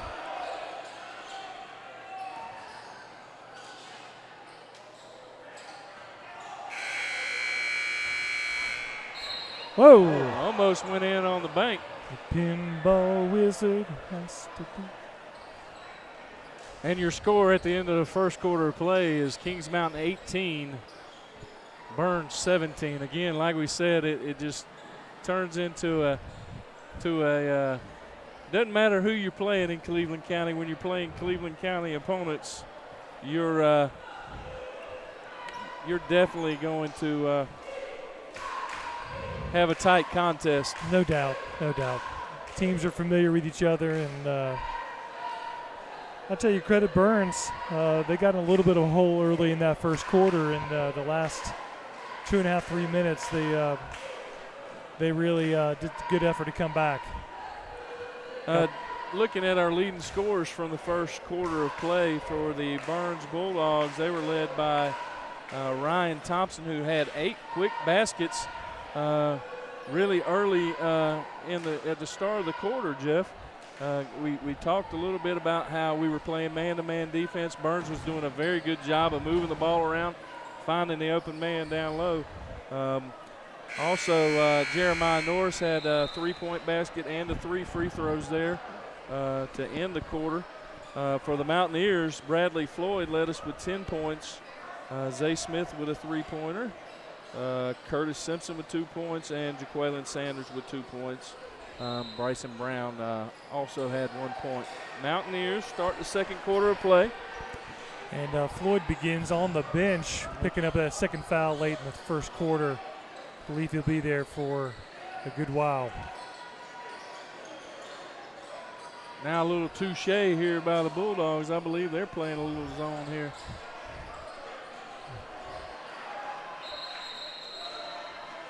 Going to be a jump ball there called on the tie-up. Bulldogs ball.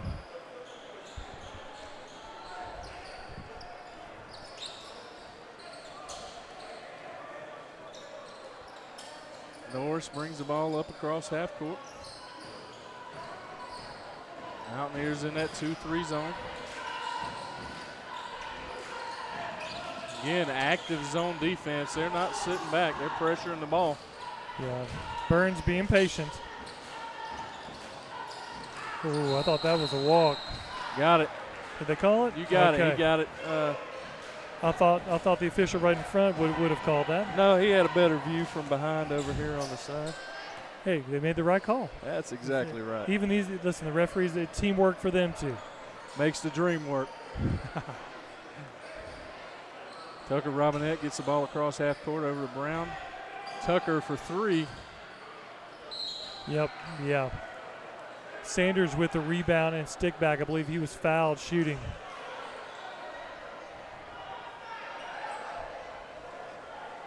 Yep. That foul's charged to number 15, Johnny Johnson. His first, team's 5th, sends DeQuaylen to the line to shoot 2. There's one up and good.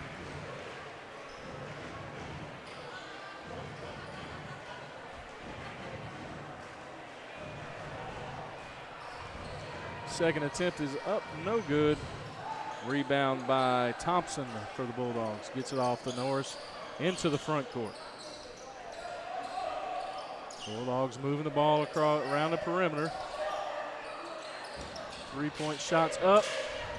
Good, strong defensive board there by Jaqueline Sanders. Goes high to grab that one. Great rebound. There you see the quickness of Curtis. Oh, I believe that ankle is healing up a little bit. Looks good out there. He's definitely a talented athlete.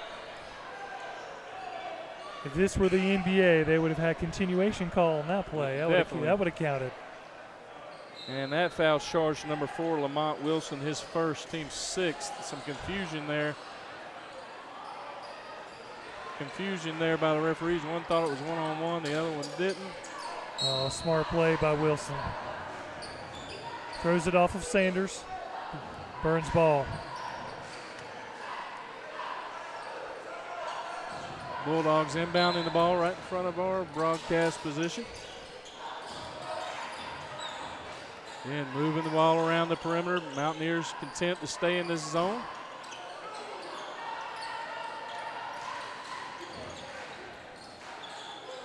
No low post presence. We talked earlier about getting the ball to the high post. What a strong shot there by Norris. Norris definitely leading the way for Burns tonight. His 9th point already tonight. Mountaineers turn it over. Wilson for 2. Yeah, that's a good timeout for Coach Fan. Bulldogs here take a 22-19 lead. Kevin, so where's the offense going to come from now? I mean, I think it forces us a little bit more to the perimeter. It does. Might have to get Curtis the ball down the post some more. That's exactly what I was thinking, Jeff, when you asked that. You know, I think one of the advantages that we do have over the Bulldogs here is maybe our size down low with Curtis down low on the block. You know, definitely going to have to move the ball around because I think they're playing a zone now.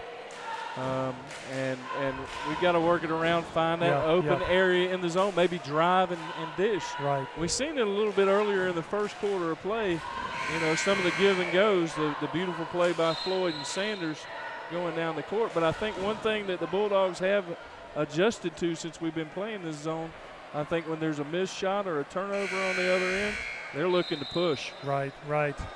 Yeah, that last possession, they pushed it and led to a quick layup. Definitely. Floyd re-enters the game. And I'm sure Coach told him to not pick up his 3rd foul. We need him on the offensive end. We do. Smith over to Sanders. Bulldogs back to a man-to-man defense. It's like they're looking to trap. Smith over to Robinette. Down low to Curtis. Just like we said. Good smart move there by Curtis to get the ball out there. He's rewarded with an assist. Yep. Tucker Robinette with a three-point basket. Tucker Robinette, a good shooter, and that's going to – you think that affect the defense a little bit the next time down. One thing we see here is that Bradley's not playing the top. Yes, on the wing. He's playing the low post, low block here in the 2-3 zone. It's your least exposure to really a lot of the play down to the paint. Or on the ball up front. Again, Bulldogs very patient. Get a good mid-range jumper there. That's how you attack a zone. You keep swinging it, and the zone's gonna open up.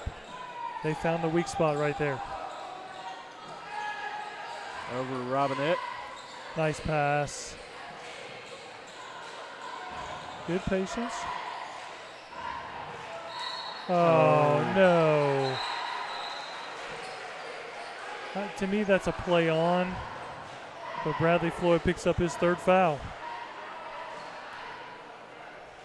Bradley Floyd's third foul with 4:12 to go in the second quarter of play. To me, I thought the defender backed into him more than anything. I think it's just an effort of two players going for the ball. Yeah. Sometimes they fall down, Jeff. Yeah. Sends Norris to the line to shoot a 1-and-1. Same. I'm going to be quiet. Yep. We'll see how the Mountaineers respond with Floyd going to the bench. Almost over to Keydon at the top of the key. Assuredly, he'll be on the bench until second half. I think you're right, Jeff. Down low to Simpson. Turnaround, Jay. No good. Good offensive board there by Lenny.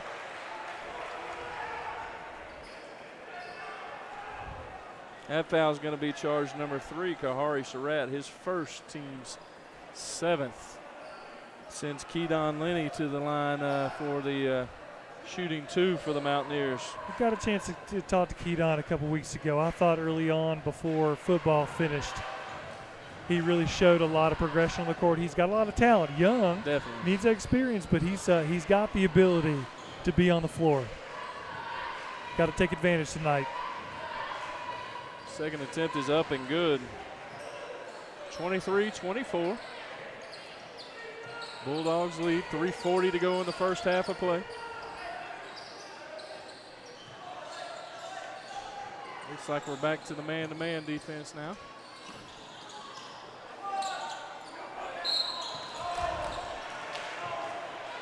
Wow. Foul's going to be charged to Zay Smith. His second. Burns was aggressive to attack the basket. A lot of times when you have your shot blockers come out of the block, it leaves another rebounder to come in and clean up, and that's exactly what happened. First attempt for Carlo Wallace is no good. Second one, no good.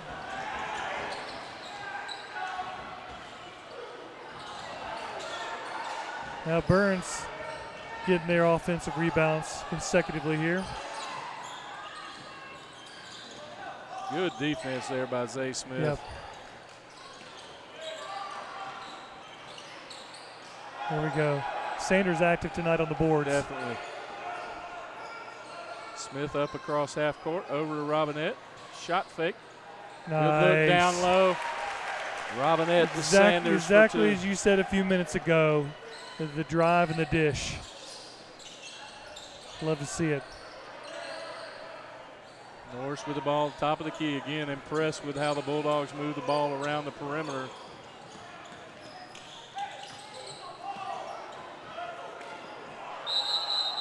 Gonna be a charge. And it doesn't happen much, but the ball wedges up between the rim and the backboard. The offensive foul was charged to number 3, Kahari Surratt. going to be his second. That's going to get him off the court and bring back in number 15, Johnny Johnson for the Bulldogs. Who took that charge? Was that Zay? That was Zay Smith. Love it when a little man's down there taking that charge in the paint. That's one thing I've been impressed with Coach Fan and his defensive strategy. He doesn't mind his kids getting down there and taking charges and getting good position. Good ball movement by the Mountaineers. Over off the wing, Sanders. Oh, good hustle. Good hustle by Zay Smith. Great hustle, doesn't give up a basket on the end. Yeah. We get a tip. Jaqueline does a great job corralling the loose ball, turning it over in the front court, but great defensive effort by the Mountaineers. Love the hustle. Under 2 minutes here. See how the Mountaineers close out the half. Yeah, another steal. Good defense there by Jaqueline. Over to Robinette in the corner for three. Big defense turns to big offense. Oh, yes. No hesitation. And really, out of all our shooters, Tucker looks for that three a lot, and he's smooth. You could really tell he caught that one in rhythm, Jeff. I've been watching that young man since he was in 3rd grade. He can shoot the ball. Talented.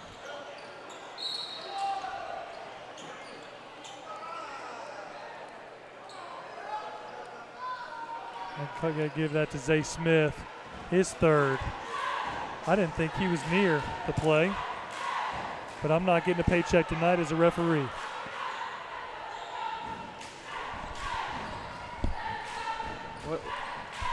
What do they say, Jeff? If you don't have something good to say, sometimes it's good not to say it.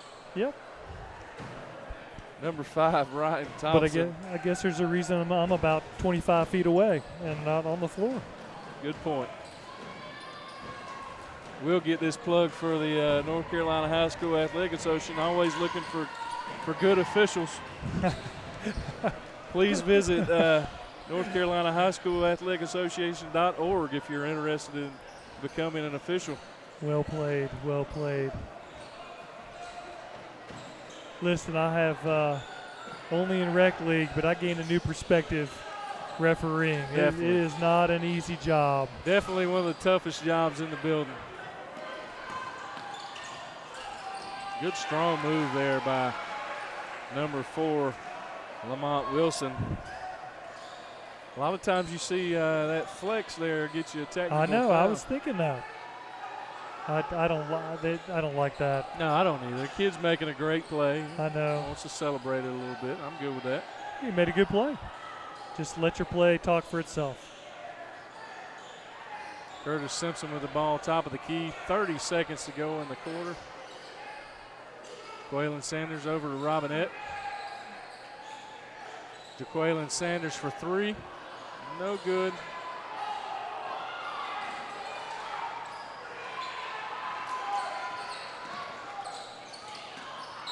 Turnover by the Bulldogs. I was going to say, if you're Coach Fan with this, you're happy with that. You're happy going in the half up 1. I say nobody got a foul on that last play. I know. That was good. You might get a shot here at the buzzer, and you're pleased.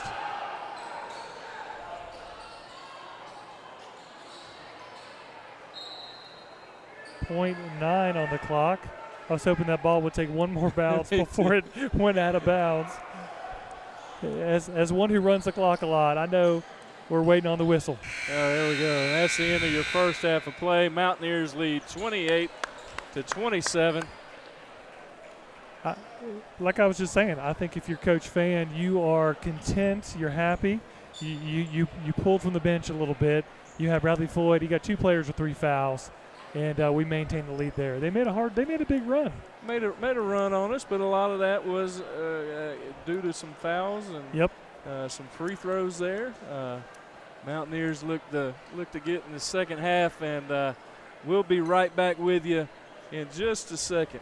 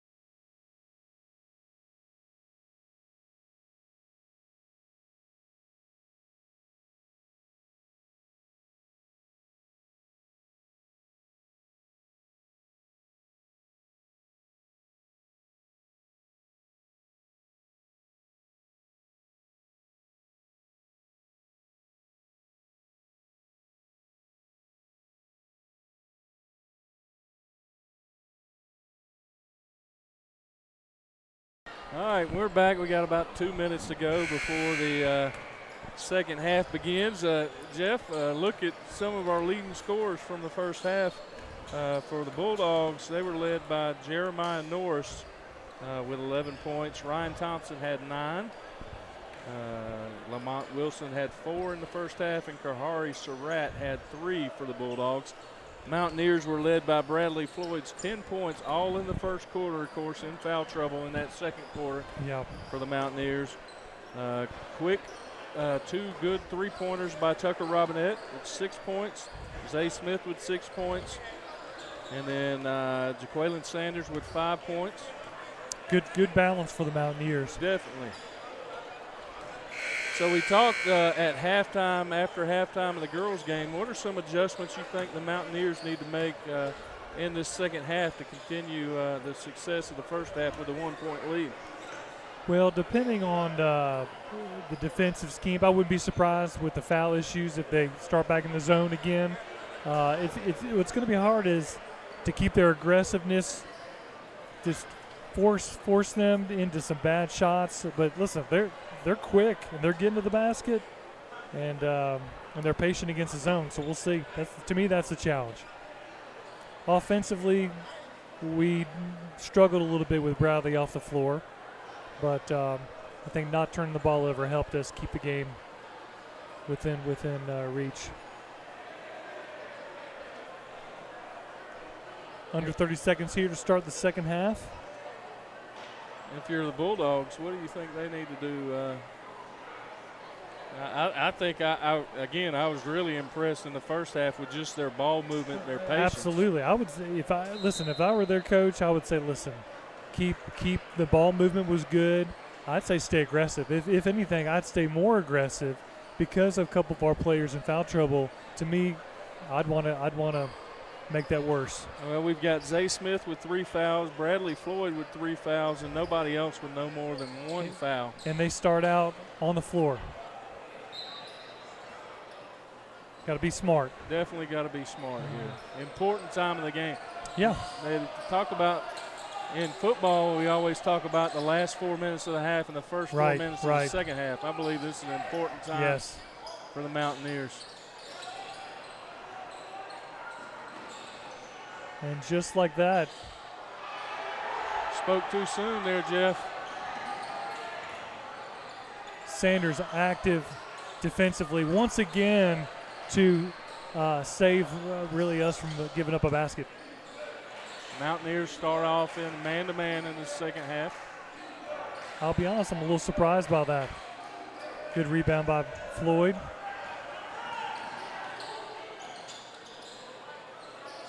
Floyd on the wing.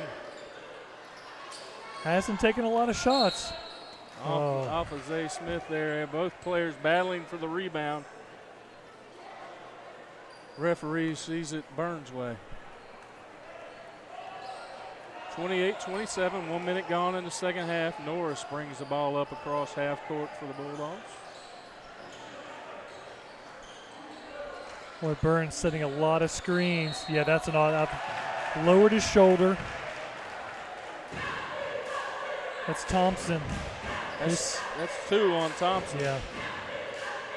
Curtis had good position down there. Lower the shoulder to clear out.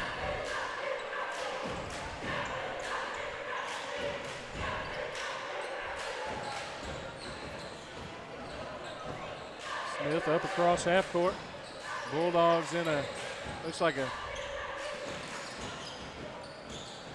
thought there for a second they were in a 3-2 zone, Jeff, but I think it's.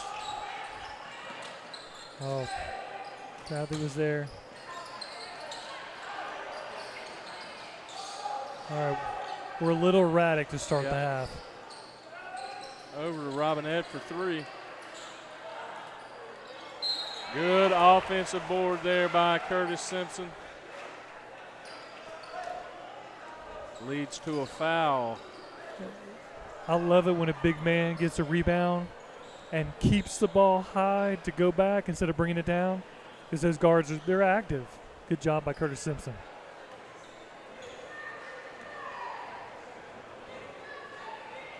More importantly there, the third foul on Thompson for the Bulldogs. Going to get him off the court. Yeah.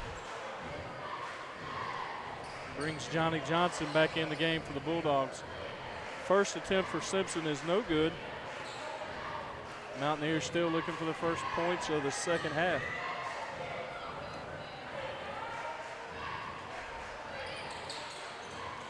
Off the mark there. Bulldogs into the front court.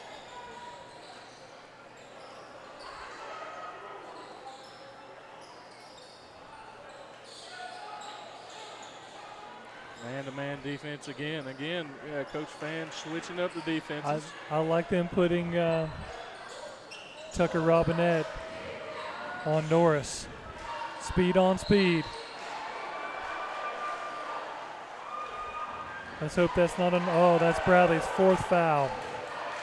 And I would vehemently disagree with that call. I think you got to get him out the game. You got Jeff. to.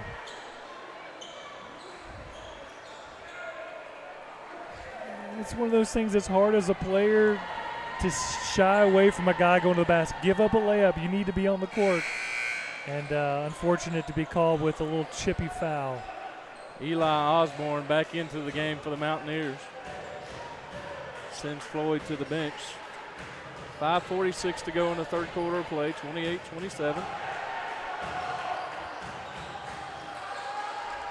Both free throws missed by Surratt.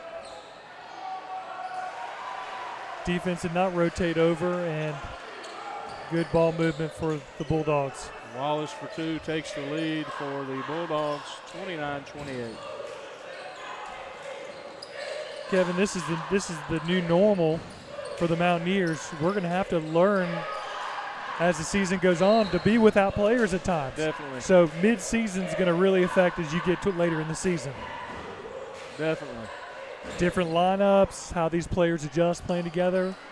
There's no time like the present to figure it out. Yeah, non-conference game here for the Mountaineers. Yeah, he's got to put that ball down before he moves. Sanders called with the traveling.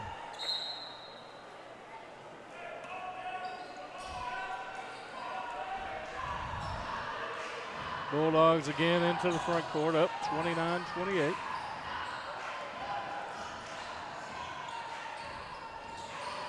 Robinette on Norris.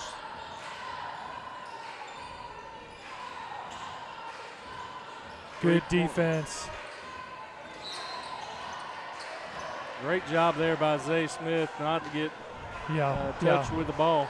I think that play started with the pressure up top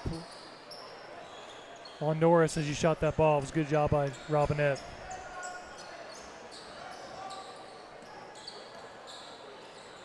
Robinette on the wing, over to Sanders, top of the key, inside at the high post. Osborne over to Zay Smith on the wing.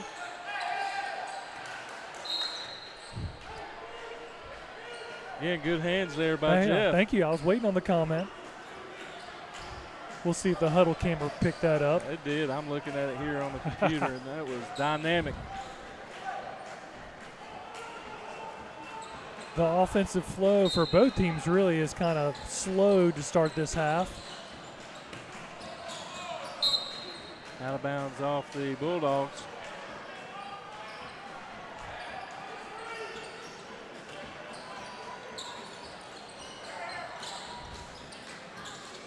Good catch by Sanders. Seen him make a lot of those. Oh, in the yeah, no doubt. That's a foul. And one. Ooh. Great drive there by Tucker Robinette. That foul charge to 0. Jeremiah Norris, his first, team's third. Don't let his size fool you. He is quick, and he does not shy away from going in the lane. We talk a lot about Zay Smith. I think Tucker definitely possesses some of the same attributes. Absolutely. No fear going in there and banging with the big boys.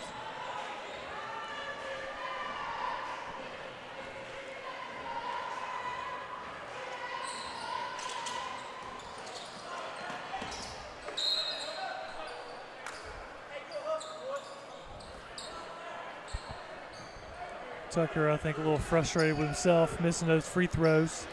But a little hustle down here. Mountaineers get the ball. Inbounds in. Tucker gets it into Zay Smith over to Simpson on the wing. Mountaineers get into their offense. So there we go. Good high pick. Osborne.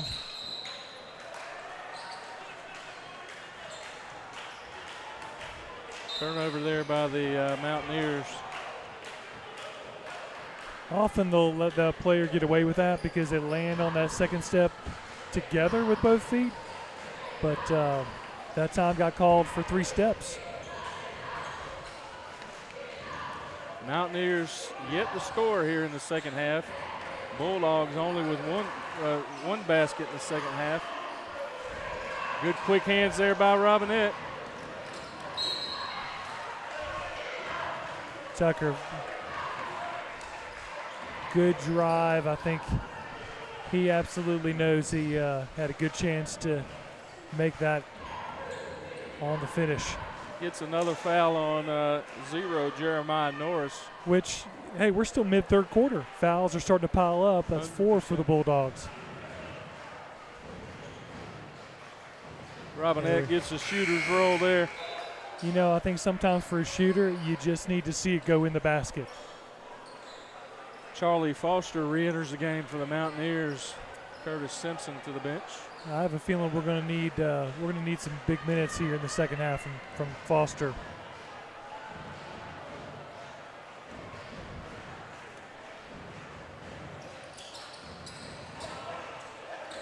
Second attempt is no good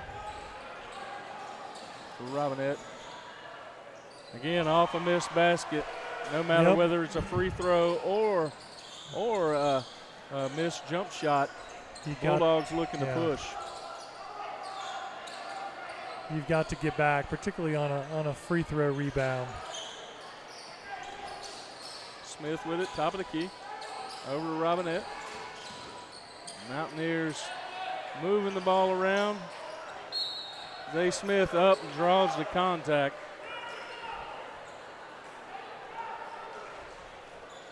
Active on the boards. I love it on the offensive end and rewarded with a couple free throws.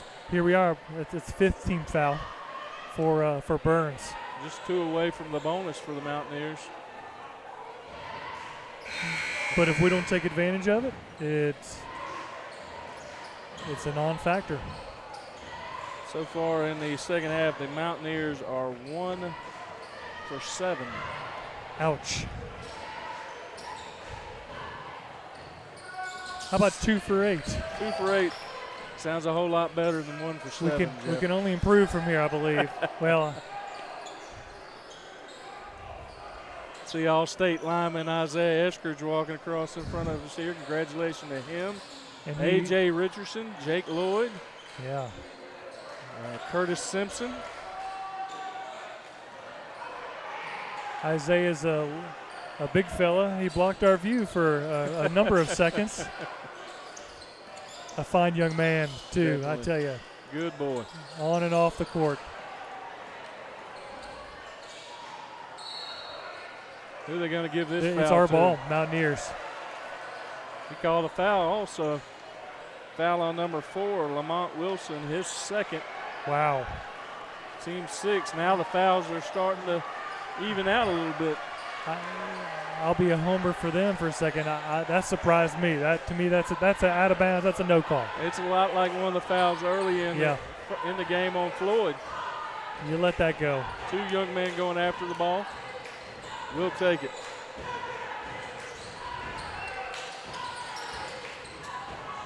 That one looked good a long way. I'm surprised we didn't. Sanders got away with a little bit of a tap in the front court, but I believe Foster's going to get called for that foul. Nope. Bryson Brown. Bryson's second foul. Second team foul for the Mountaineers. Sends Johnny Johnson to the line for the Bulldogs. Now, my wife is more of a conspiracy theorist than I am. I am some. I'm curious. Right now, 2 minutes to go, Kevin, and The fouls are 6. It was 6-1. I'd be curious in a little bit to see if that evens out and how that works out, no matter what play we see on the court. I'm going to tell you this, Jeff. As the Bulldogs take a 30-second timeout after the second made free throw, I'm going to tell you this. The officials don't look at the clock, Jeff. Okay. So I think by the time we get midways in the fourth quarter, it'll be even up. Well, Johnny Johnson steps up and nails, swishes 2 free throws in a row, and Burns takes a 3-point lead, which, the way points have been hard to come by here, that's a big lead. Mountaineers with just 2 points in the third quarter of play off 2 free throws. In the driver's seat on the struggle bus. From Tucker Robinette. And again, Bradley Floyd stays on the bench with 4 fouls. Think it's the right move. Yeah, absolutely. At least until next quarter. Going 1-2 for 8 from the free throw line is hurting, because we're earning trips to the charity strike, but we're not taking advantage. Zone defense by the Bulldogs.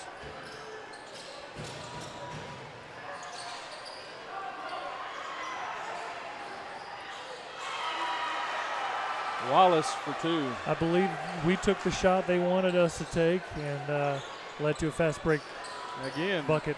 Definitely on a missed basket they're looking to run. And it yeah. was a scramble. Yeah, Zay did a yeah. good job getting after it there. High post to Lenny. Missed basket, Bulldogs look to run.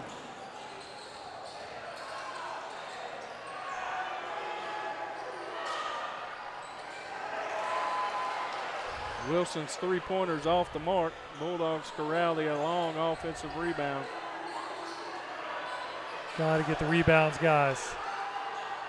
There we There's go. a good strong rebound by Foster. Again, You mentioned how we start in the half. How we finish this quarter is going to be big. We've got to stay within reach. Right now we're down 5. over to Lenny for 3. Just a little flat, a little short. Wallace really giving a spark for the Bulldogs here. 37-30, 30 seconds to go. One shot. Coach Fan's telling the hole for one shot. We don't want any more breakouts and give up an easy bucket.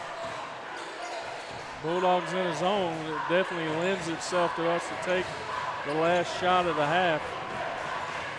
Robinette holds the ball over to Smith on the wing.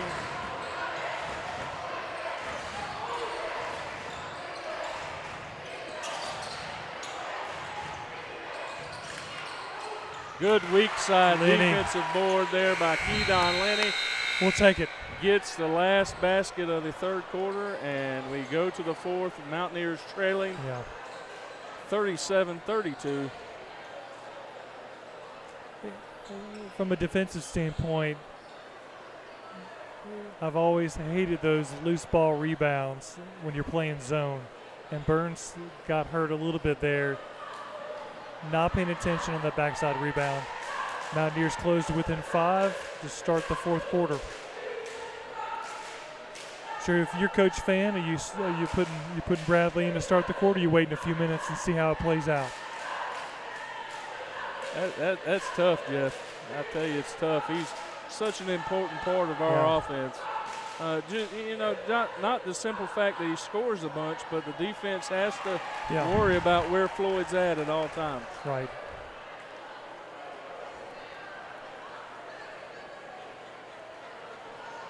An interesting decision to be made here by Coach Fan. Mountaineers were outscored 10-4. We'll see if the clock gets 8 minutes back on instead of 10. Or maybe we'll add a couple extra minutes to this quarter. Free basketball. Free basketball. I believe the referees let him in. We grateful for Caleb. Caleb's up here a lot. Caleb George running the clock a lot for the teams. Bulldogs have possession to start the fourth quarter of play. Norris into the front court.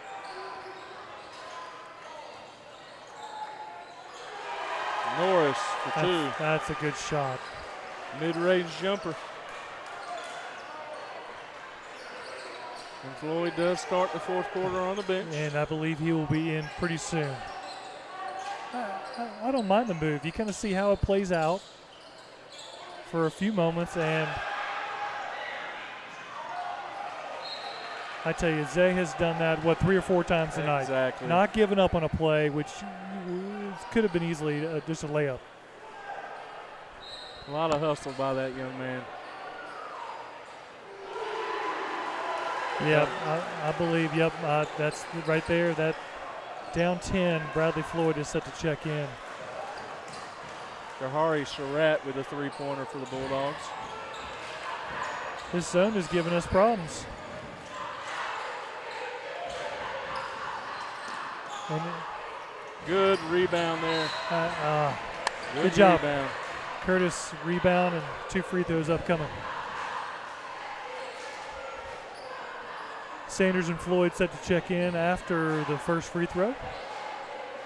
Third foul there on Kahari Surratt. Curtis Simpson at the line shooting 2 for the Mountaineers. There we go. 3 for 9.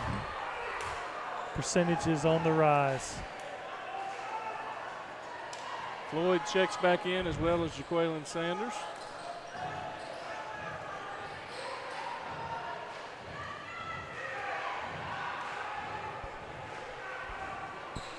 Big free throws for Simpson. A little pressure here by the Mountaineers. I think this pressure kind of turned the tide for us in the first half. Let's hope it does the same. Oh, I believe he walked. Couple steps before you can put that ball down. Wilson with the layup. Floyd into the front court.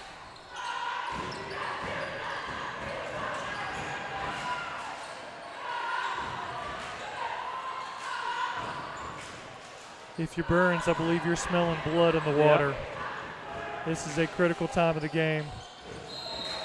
Oh, going to be an offensive foul there. This is going to age me. Do you remember the old John Lovett sketch on Saturday Night Live? I was just acting. Listen, so I will say this. There's a little bit of movement there, but Zay did a good job selling it. Good position by Zay. That's 18 fouls for the Bulldogs. All right, we need a bucket. 34-44, 6:10 to go in the game. Inside to Simpson, great look inside. Curtis Simpson with a basket. Sanders with a good find. Again, causing the Bulldogs just. Oh. I'm not sure if you're Bryson what more you can do. You're just standing there. The ball got tipped, and he got run over and got called for a foul. Third foul on Bryson Brown.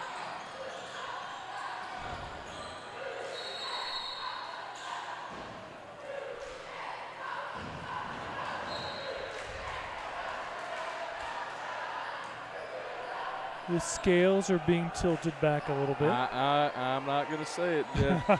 All right, defense, we got to come up with a stop here, and we give up a layup. This inbounds play, you cannot give a basket right there up under the basket. The set piece. Tell you, they're very active on the top of their zone. It's made it tough on us. 3-2 zone for the Bulldogs. Over to Sanders in the corner. Three-pointer is good. Did we need that? Bulldog lead cut to 7.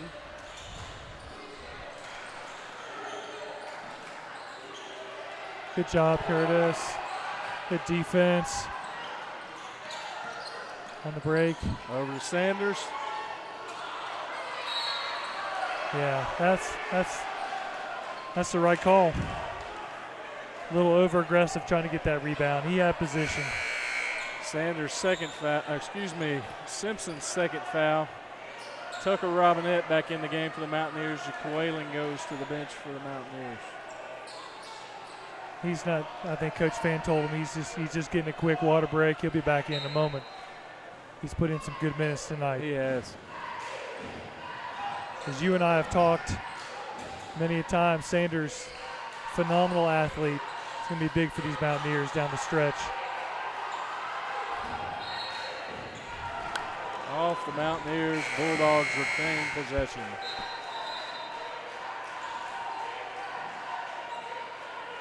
Sanders back in, replaces Brown. Again, important inbounds play here. Yeah. 7-point lead for the Bulldogs.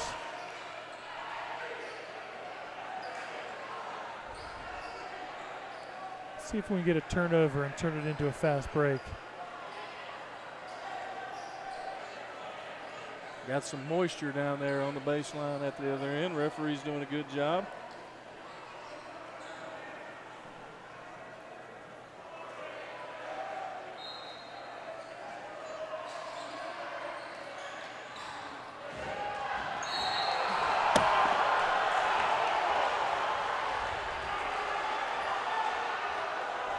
Yeah. Guys got to keep their composure. I know a call didn't go your way. Yeah, I believe it was clean up top. Where they called him was a little bit of follow through, but regardless, Wallace is stepping in line for 2 shots.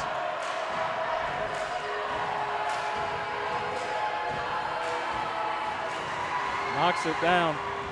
The crowd is showing their displeasure.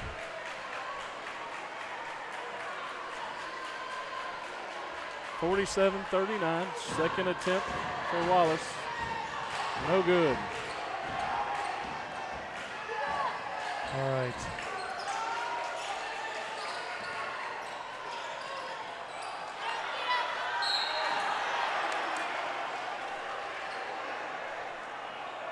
Curtis Simpson with a good offensive rebound right there.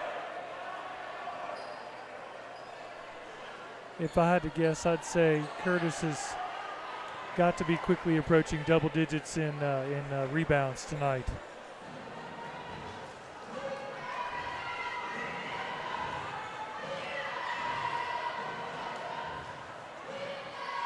First attempt is no good.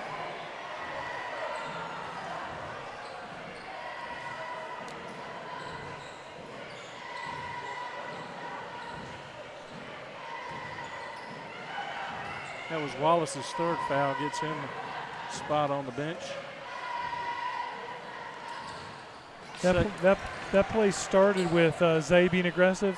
I think we're going to have to keep doing that. Got to pressure this zone.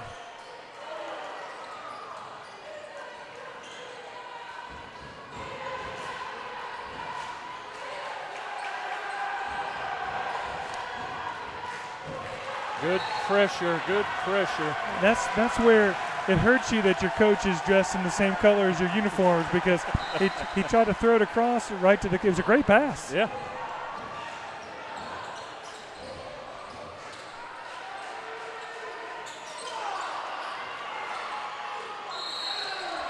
Yeah. To me, I thought it was a little early in that possession to shoot that shot, and then you pick up a bad foul, and they'll be shooting a 1-and-1. That's Jaquelin's second foul. Halfway through the fourth quarter, Jeff, you want to talk fouls? Nope. Team fouls? Nope. We'll just say the gap has been closed. I'm so shocked. Hate to say I told you so, Jeff. It happens, but there's been a number of them you can't argue with. Some you might can, but oh, that hurts. That's a killer. How many loose? It seems like every loose ball they're getting right now. And I think part of that is just because of how the fouls have gone. Yeah. Clean strip by Surratt. Good defense on by Zay. Walked. Yep. Call the travel. Good call. I think Curtis's presence just standing there forced that. You know, I think even Bradley having that fourth foul, it's taking him out of where he likes was in a rhythm. He's usually driving, and you can't get in a rhythm because you might even be afraid of picking up your fifth foul on the offensive end. There we go. And as I say that, finds him in the high post. Oh. Possession arrow belongs to Burns. They call a foul? Wow. Third foul called there on 0. Like I said, if I were Burns, I didn't think that was a foul either way. No. It's a jump ball. Yep. They have his coach, the coach for Burns has every right to be fussing over that. First free throw attempt for Zay is up and good. Mountaineers in the double bonus. Shooting 2 the rest of the way.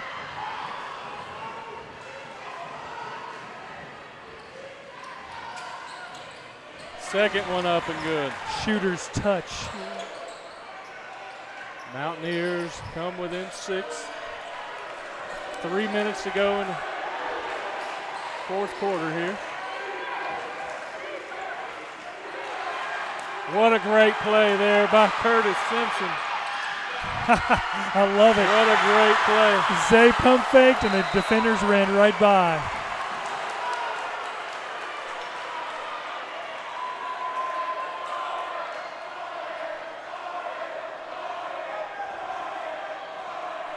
What's the call?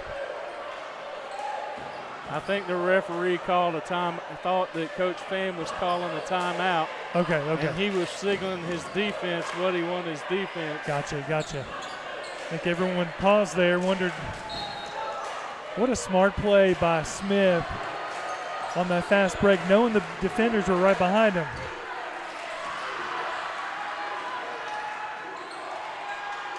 Oh, that's a double dribble.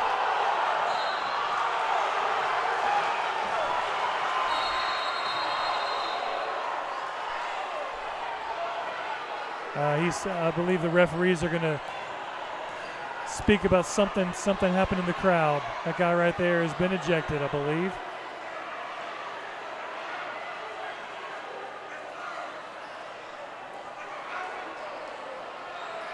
We'll have to go back and watch. Number 10 took about 3 dribbles, picked up the ball. We played on the ball, but he kept on dribbling. Seemed like it was a double dribble. The referees might be discussing it, or we got a timeout. I'm not sure what's going on.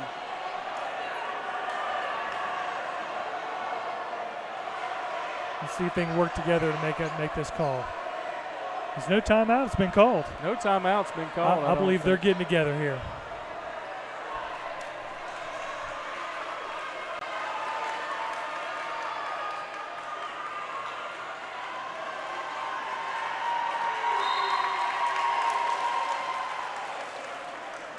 Not only does that hurt us with that not being called, but we got called for a foul down here, a shooting foul.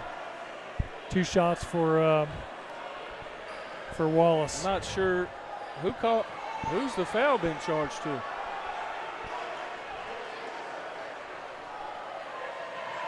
Looks like Sanders.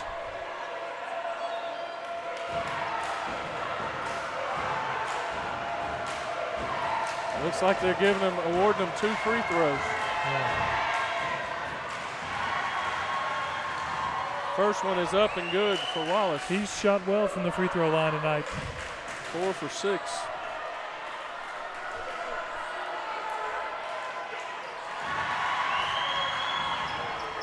Five for 7. Still a 6-point game. Yep. It's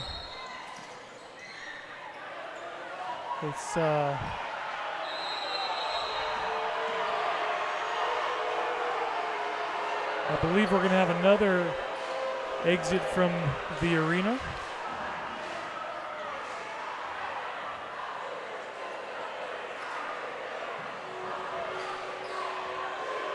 for folks, if you're watching at home, what's happening is the crowd is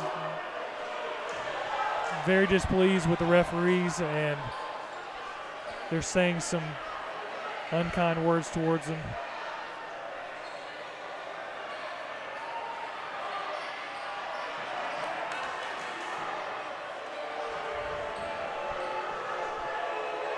Matt Bridges has had an active fourth quarter.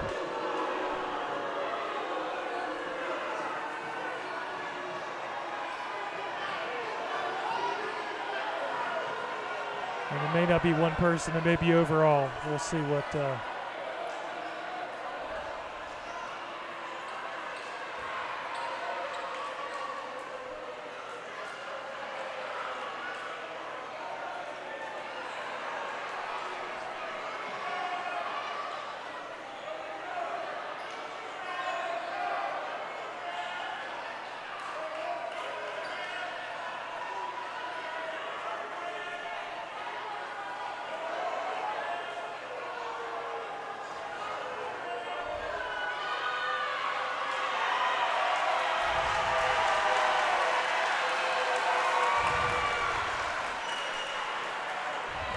Just gonna let it speak. Sometimes it's good just not to say anything. I could be very cliche right now. Silence is golden. Either way, a 6-point right. game. 2 minutes and 30 seconds to go in the Kevin, game. big possession for the Mountaineers right here. Boyd at the high post over to Smith. That's it. What a great play there by Curtis Simpson. And to me, a lot of contact on the drive. They've got to make that call.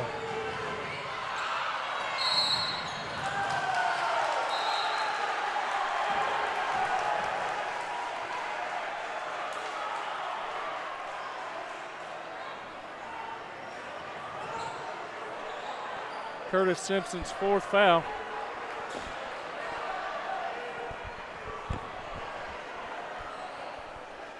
Once again, Carlo Wallace to the line, shooting two.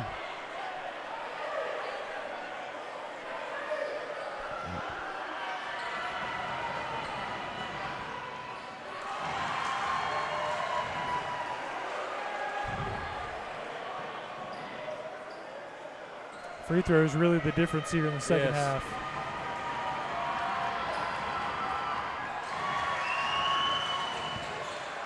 Wallace is 5 for 5 here in the fourth quarter. Extends the lead. The clock is quickly becoming a factor.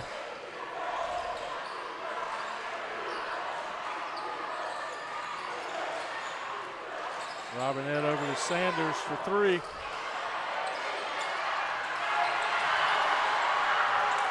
It's a good block.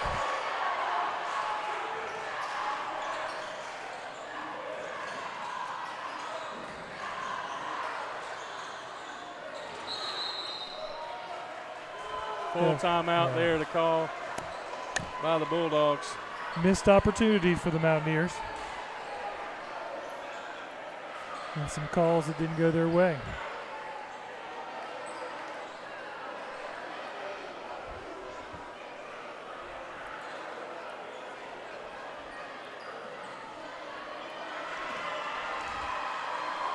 Ten team fouls for the Bulldogs, 9 for the Mountaineers. How about that? How about that?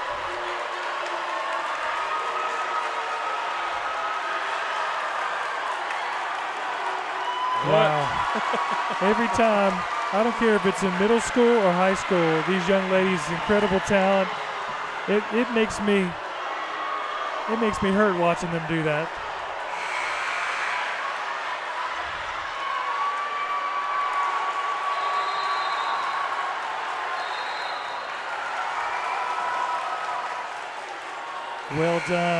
Well done, cheerleaders.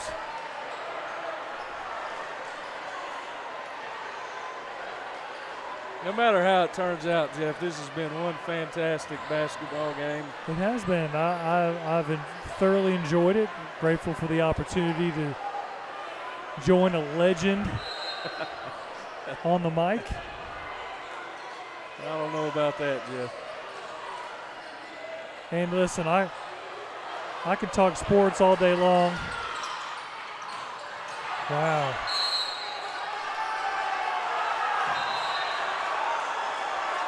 Okay, number 10. Number 10 just threw the basketball at Curtis. No call. Referees got to get this game under control. But anyway, we've just come out of a long football season. I love football, but this is my jam right here. Got you. No pun intended. Got you. If I were good, I'd have intended that pun. But I could basketball. I love it. Just love it. First free throw's up and good for Wallace. What is his stat line at the free throw line? He hasn't missed many. He's missed none. Wow. Till just now. Good job, Jeff. He can't miss till then. We do not have time. We've just got to drive. Robinette in.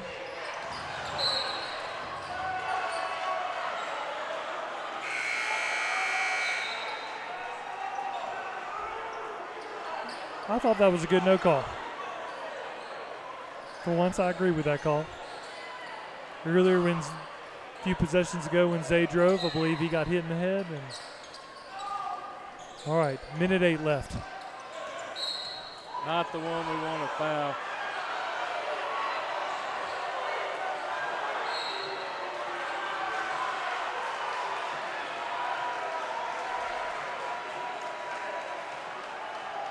I believe Coach Fan just got teed up at this point in the game, perhaps. No, I don't think it was a warning, maybe? Foul. Maybe just a warning. And I think that says a lot. Yep.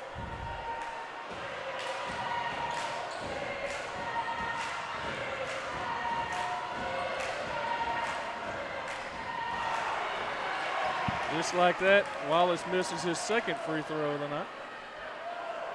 Well, I think Wallace has shown today, why he's one of their top scorers, and he's been a lot of their offense this evening.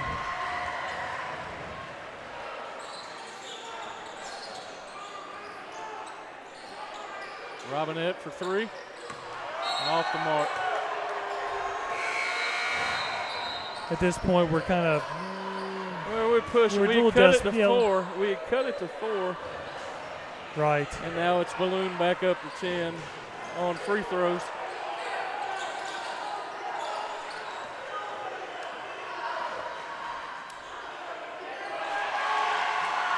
Thompson for 2.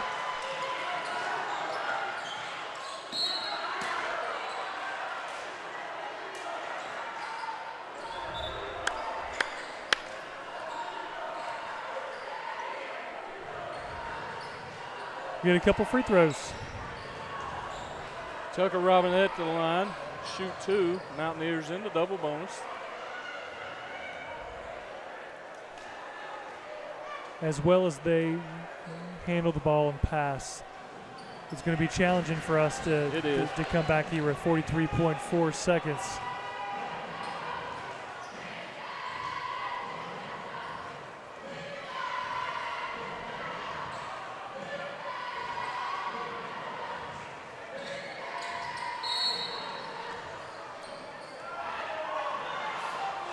Wow. I think to me, he's anticipating contact, but even when there isn't, that's.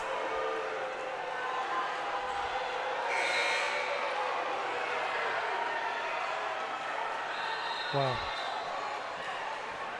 So let's, not saying we're turning the page here, giving up hope, but I think it's important for these non-conference games. I think it. Yeah. I mean, we're undefeated in the conference. We're coming out of a game where you lose one of your starters, a lot of adversity. You start to learn who your team is. I think it's going to be important as we get back into conference. 100%. I agree with you, Jeff. You learn in basketball because there are more games than football. I think you hear a lot of basketball coaches saying you learn more, as much, if not more, in your losses than you do in your wins. game has slowed to a snail's pace. Well, I knew when we were nearing the bonus for both teams at midpoint of the fourth quarter, it was going to be a slow finish. Zay Smith to the line to shoot 2 for the Mountaineers. There we go. First one's up and good. I mean, it's a long season. We're going to have to draw from these experiences and become a better team. And, Jeff, even in a loss here, if we do go on to lose this game, Mountaineers have battled, and battled. Yeah. And it's good for our younger players. It's good for our older players. And a good thing, a non-conference game doesn't harm you in the conference standing. You're first place in your conference. You go to Stuart Kramer tomorrow, and then you set up a big matchup over in Bowling Springs next Tuesday night for first place after the first round of the conference. Floyd for 2. 26.3 seconds. Down 9. Leads cut to 9. We've seen stranger things happen.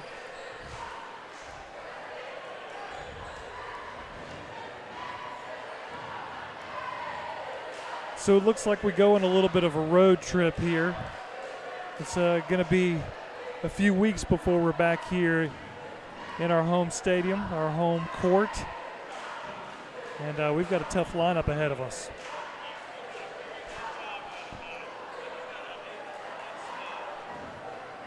Full timeout for the Mountaineers, down 9.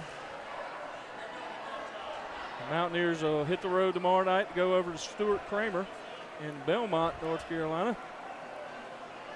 Boys and girls in action along with the JV. Not sure if there's a JV girls game tomorrow. Not sure right off the top of my head. Again, what goes into that decision? Is it some injuries, or is it just players available? It could be having to call some players up to play varsity? Could be. Or is it based solely on the other team fielding? Really, we field a JV girls team, and not everybody in our conference does. As Burns didn't have a JV girls team here.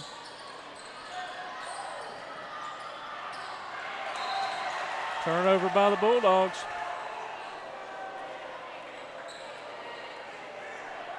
.7 seconds.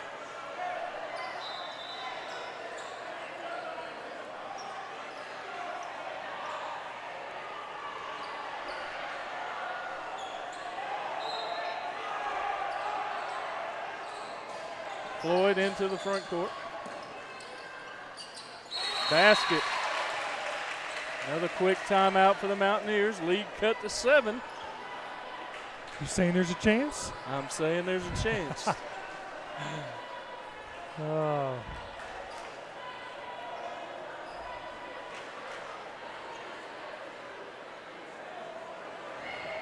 I think we'll look back on this game. I definitely think it's a game that we could have won. Some could say should have won. And I think foul trouble definitely played a major impacted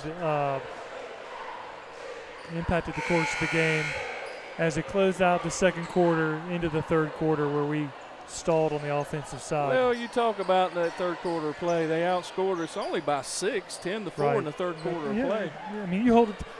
You tell me your defense holds them to 10. I'm happy with that. 1 point lead at the half for the Mountaineers. Turnover by the Bulldogs. You mentioned it, the fight. We're not quitting. No quit. The hustle's been there all night long.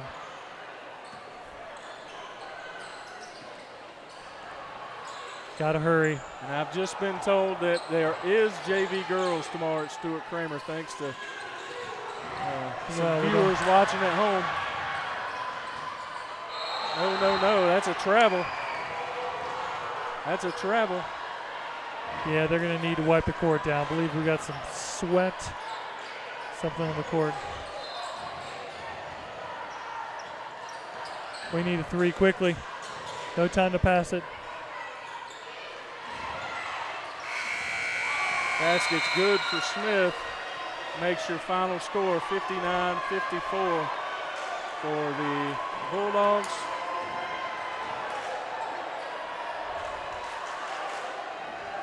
I've certainly enjoyed it, my friend. I have as well. Jeff, is this it? We got one more. One more in February, maybe? I'm thinking there's a chance. Okay. All right. Well, we're putting a little plug that we would love. I would certainly love to do this at least one more time this season. But, hey, listen, I don't make those decisions. That's for someone in a higher pay grade and position. Again, Mountaineers will travel to Stuart Kramer tomorrow night. Exciting game for the Mountaineers tonight. Again, the final score 59-54 for the Bulldogs. Jeff Johnson, thank you so much for helping us out tonight. We certainly enjoyed it. Thank you, Kevin Cruz. We appreciate it. Thanks again to the Kings Mountain Touchdown Club, all of our sponsors here this evening. Hope everybody's safe tonight after the storms, and thank you for joining us here on KMHS Sports on YouTube. Good night from Donald Parker Gymnasium. All right, take care.